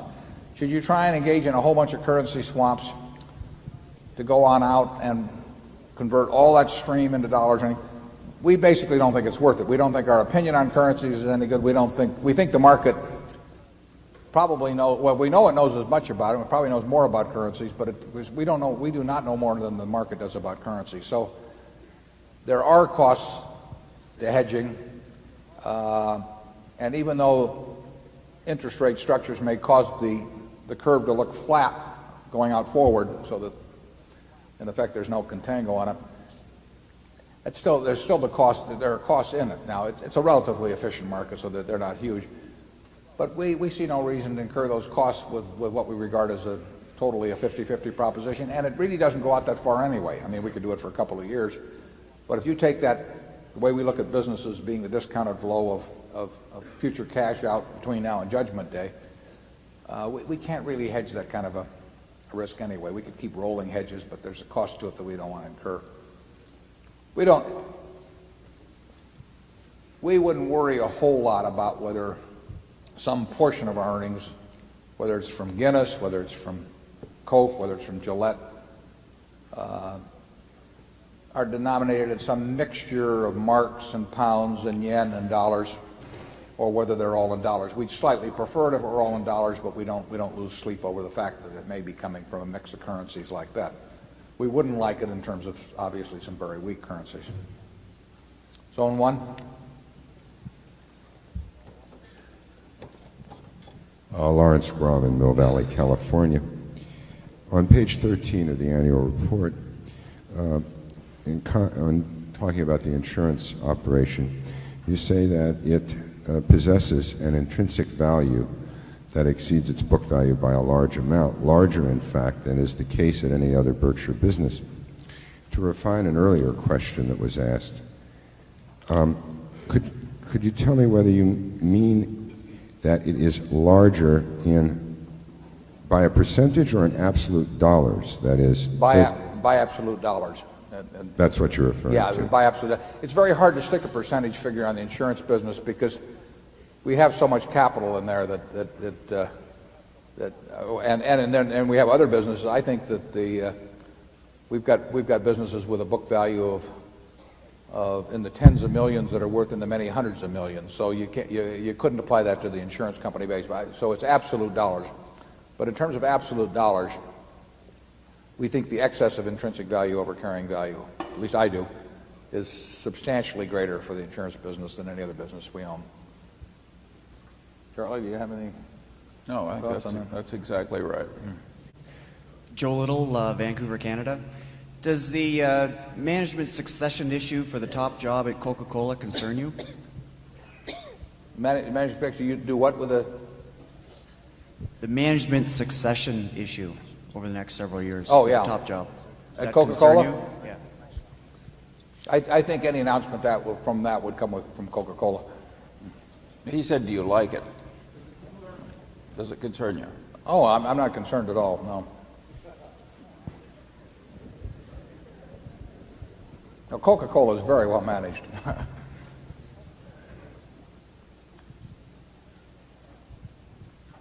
Zone 3? Yeah, Chris Stavru from New York. According to the latest Salomon Brothers proxy, if Derek earns 30% on allocated equity of Salomon Brothers, provided that that's at least 10% above the return for competitors, he could earn a bonus of $24 million. My question is whether that return number is reduced by a charge for preferred dividends. Charlie, do you remember on the comp committee? I can't remember the detail on that. I think the equity, I'm fairly sure, but I'm not positive, that the equity figure would include our preferred but not non-convertible preferreds, and it would apply to the earnings applicable to our preferred plus common, but it would be after dividends on non-convertible preferred. But I'm not on the comp committee, and I have not read the description that carefully. Well, I am, and I can't remember. But I will tell you one thing I do remember about that, and that is a target which would be hellishly hard to hit. It'd be unbelievable. I mean that is, you're talking about Babe Ruth squared. Yeah, doing 150 home runs in a season instead of. If that happens, you'll be very glad to pay the money. Under either calculation. Yeah, it really. But I'm glad it's there. I hope Derek's paying attention to it. Zone 1. Hi, Chris Davis again from New York. I wanted to ask if I feel there's such a huge discrepancy between the valuation of some of your holdings versus others in terms of the market valuation, in terms of price to earnings, price to book. In your opinion, do the growth prospects of Salomon Brothers or the quality or your anticipation of your ability to clip the coupons at Salomon Brothers justify such a dramatic discount to the growth prospects of Coca-Cola or Gillette in terms of our ability as Berkshire shareholders to clip those coupons? And if you could explain or perhaps share your thoughts on why the market perception, if it is, justifies that distinction. Yeah, I'm not sure I can answer that question without getting into a discussion of the relative merits of the two companies or the three companies you mentioned at these prices. But Solomon and Coca-Cola are obviously very different kinds of businesses, or Solomon and Gillette, and Charlie and I do our best to try to understand the businesses. Obviously, it's easier to understand the future of a Coca-Cola than it is a Solomon, but that doesn't mean it's a better buy. And what you see at any given time in our holdings is partly the historical accident even of when we bought and when we had money available and all that. But it reflected an affirmative decision at that point, obviously. And our guess would be that we would feel reasonably good about anything that we owned in terms of the price at which we bought it and the facts at the time we bought it, and the facts change over time. Solomon, I think, is a better company now than it was some years back, but it's still in a business that can be very volatile, and it has a small amount, as does any investment banking firm and does any commercial banking firm, of systemic risk. I mean, you can't get rid of that. Charlie, you want to? No, I've got nothing to add. Zone 2. Thank you. Sean Berry, Regina, Canada. Mr. Buffett, you've indicated that most of us in this room could acquire a lot of the information that you and Charlie acquire through the annual reports. Yet you both also indicated that the GAAP rules a lot of times leave a little to be desired. Could you perhaps give an indication as to how you and Charlie come up with the economic value or the intrinsic value of the businesses that you finally decide to invest in, and a little bit about the process that you go through with that? Thank you. Well, in the 1992 annual report, we discussed that a fair amount, but the economic value of any asset essentially is the present value, the appropriate interest rate of all the future streams of cash going in or out of the business. And there are all kinds of businesses that Charlie and I don't think we have the faintest idea what that future stream will look like. And if we don't have the faintest idea what the future stream is going to look like, we don't have the faintest idea what it's worth now. So if you think you know what the price of a stock should be today, but you don't think you have any idea what the stream of cash will be over the next 20 years, you've got cognitive dissonance, I guess is what they call it. So we are looking for things where we feel fairly high degree of probability that we can come within a range of looking at those numbers out over a period of time, and then we discount them back. And we are more concerned with the certainty of those numbers than we are with getting the one that looks absolutely the cheapest, but based upon numbers that we don't have great confidence in.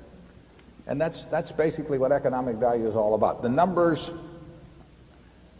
in any accounting report mean nothing per se as to economic value. They are guidelines to tell you something about how to get at economic value. But they don't tell you anything. There are no answers in the financial statements. There are guidelines to enable you to figure out the answer. And to figure out that answer, you have to understand something about business. You don't have to understand a lot about mathematics. I mean, the math is not complicated. But you do have to understand something about the business. But that's the same thing you would do if you're going to buy an apartment house or a farm or any other small business you might be interested in. You would try to figure out what you are laying out currently and what you are likely to get back over time, and how certain you felt about getting it, and how it compared to other alternatives. That's all we do. We just do it with large businesses, basically. The accounting figures are very helpful to us in the sense that they generally guide us to what we should be thinking about, and of course, if we find numbers where it looks like people are taking the most optimistic interpretation of things that they can under GAAP and all of that, we get very worried about people who look like they massage the numbers in any way, and there are plenty of people that do. Zone 3. I'm Howard Baskin from Kansas City. When you are estimating a growth rate on a company I'm at, of a very predictable company, I imagine you apply a big margin of safety to it. What kind of rate do you generally apply? I mean, high single digits? In the margin of safety, or what kind of growth rate would you, on a predictable company, might you we are willing to buy stab at? companies that aren't going to grow at all. Okay. Assuming we get enough for our money when we do it. So we are not looking. We are looking at projecting numbers out as to what kind of cash we think we'll get back over time. But would you rather have a savings? If you're going to put $1 million in a savings account, would you rather have something that paid you 10% a year and never changed, or would you rather have something that paid you 2% a year and increased to 10% a year? Well, you can work out the math to answer those questions, but you can certainly have a situation where there's absolutely no growth in the business, and it's a much better investment than some company that's going to grow at very substantial rates, particularly if they're going to need capital in order to grow. There's a huge difference in the business that grows and requires a lot of capital to do so, and the business that grows and doesn't require capital. And I would say that generally financial analysts do not give adequate weight to the difference in those. In fact, it's amazing how little attention is paid to that. And, believe me, if you're investing, you should pay a lot of attention to it. Charlie? I agree with that, but it's fairly simple, but it's not so simple. It can all be explained in one sentence.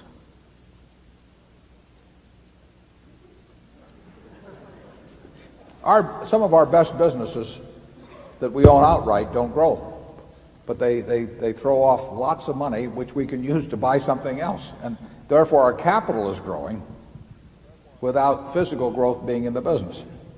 And we are much better off being in that kind of a situation than being in some business that itself is growing, but it takes up all the money in order to grow and doesn't produce that high returns as we go along. A lot of managements don't understand that very well, actually. Zone 1. Byron Ween from New York. You said that you decentralize the operating decisions, but centralize the capital allocation decisions. What kind of staff do you have in Omaha to help you with the capital allocation decisions and the stock selection decisions you make?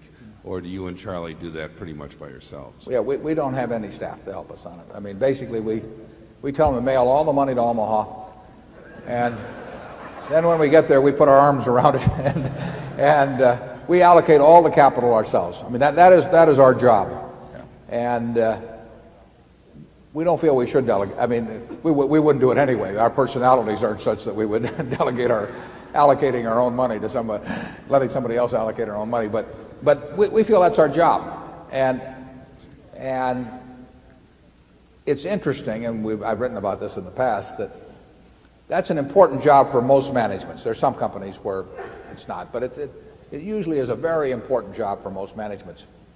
And if you take a CEO that's in a job for 10 years and he has a business that earns, say, 12% on equity, and he pays out a third, that means he's got 8% per year of equity. I mean, when you think of his tenure in office, how much capital he's allocated, it's an enormous factor over time. And yet, probably relatively few chief executives are either trained for or are selected on the basis of their ability to allocate capital. I mean, they get there through other routes. So I've said it's like, somebody playing the piano all their life and then getting to Carnegie Hall and they hand them a violin. I mean, it is a different function than the functions that exist along the routes to the CEO's job at most companies. And so many CEOs, when they get there, think they can solve it by either having a staff that does it or by hiring consultants or whatever it may be. And in our view, that's a terrible mistake, because it is, if not the key function of the CEO, it's one of 2 or 3 key functions at, say, 80 or 90% of all companies. And if you can't do it yourself, you're going to make a lot of mistakes. You may make a lot of mistakes even if you do it yourself. But if you wouldn't want anybody in any other position of that importance in the company, essentially saying, I don't know how to do this, so I'm going to have somebody else do it, when it's their key responsibility. But that's the way it works in business. And Charlie and I take responsibility for all capital allocation decisions other than just sort of routine expenditures at the operating businesses. And we don't get into those at all. I mean, if our managers are spending $3 or $4 million a year on machinery, or one of them is, on machinery, equipment, plants, new leases, we have no review process on that. We don't have a staff at headquarters. We don't waste the time to do that. We think those people know how to allocate the money that relates to the actual operations of their business. We think in terms of the capital that is generated above that's our job. Charlie? Yeah, I would say we have practically nobody at headquarters in Omaha. And one of the reasons Warren shines up so well is, he's being compared to practically nobody. I might say, one interesting, when we're having this meeting, for example, I think there's one person there in the office. I mean, the rest of them are down here helping on the meeting. Here we are, Warren and I are selling candy and encyclopedias and so forth. The chief financial officer of Berkshire Hathaway is handling the microphones. I mean, this makes Southwest Airlines look like they don't understand cost control. Cost accounting. It's a very old-fashioned place. And by the way, speaking of hawking our merchandise, if any of you have safety deposit boxes full of Berkshire Hathaway certificates and have children or grandchildren who don't have World Book in print in the house, you are making a very serious error. That is a marvelous thing to have in a house. And the discount only applies today. Incidentally, I think that's right. It is. That is it. It may not be selling too well because of the current vogue for encyclopedias on computers. And by the way, those encyclopedias that are available are inferior compared to World Book, which is very user-friendly for children, and I like it that way myself. And that is one product you really ought to buy. We both use it personally. I mean, I keep a set at the office and a set at home, and I give away more of that product than any other product that Berkshire Hathaway makes in any subsidiary. It's a perfectly fabulous human achievement to edit a thing to make that user-friendly and with that much wisdom encapsulated. It's a fabulous thing. Zone 2.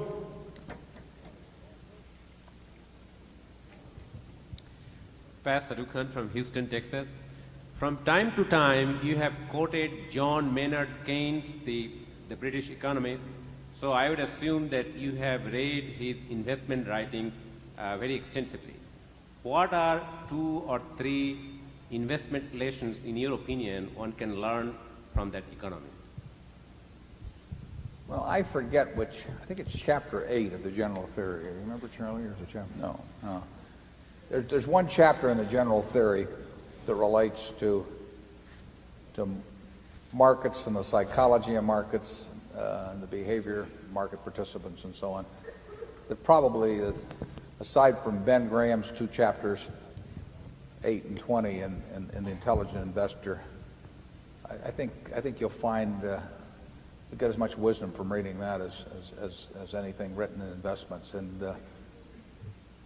you'll know it when you see it in the General Theory. It's a chapter that jumps out to you about securities and so on. And it could be chapter 8, but I may be wrong on that. But I would recommend reading that. Keynes and Graham, from vastly different starting points, came to the same conclusion at about the same time in the 30s as to the soundest way to invest over time. They differed some on their ideas on diversification. Keynes believed in diversifying far less than did Graham. But Keynes started off with the wrong theory, I would say, in the 20s, and he essentially tried to predict business cycles and markets, and then shifted to fundamental analysis of businesses. in the 30s and did extremely well. And about the same time Graham was writing his first material, I think Janet Lowe in her book on Ben Graham actually has a little correspondence that took place between Keynes and Ben. So I would advise you to read that. And there's some letters of his of Keynes's that he wrote to co-trustees of life insurance societies and colleges and so on that I think you'd find interesting too. It's 1:15 and Charlie and I have to go to our directors meeting at Berkshire, which starts in about 15 minutes. So we thank you all for coming.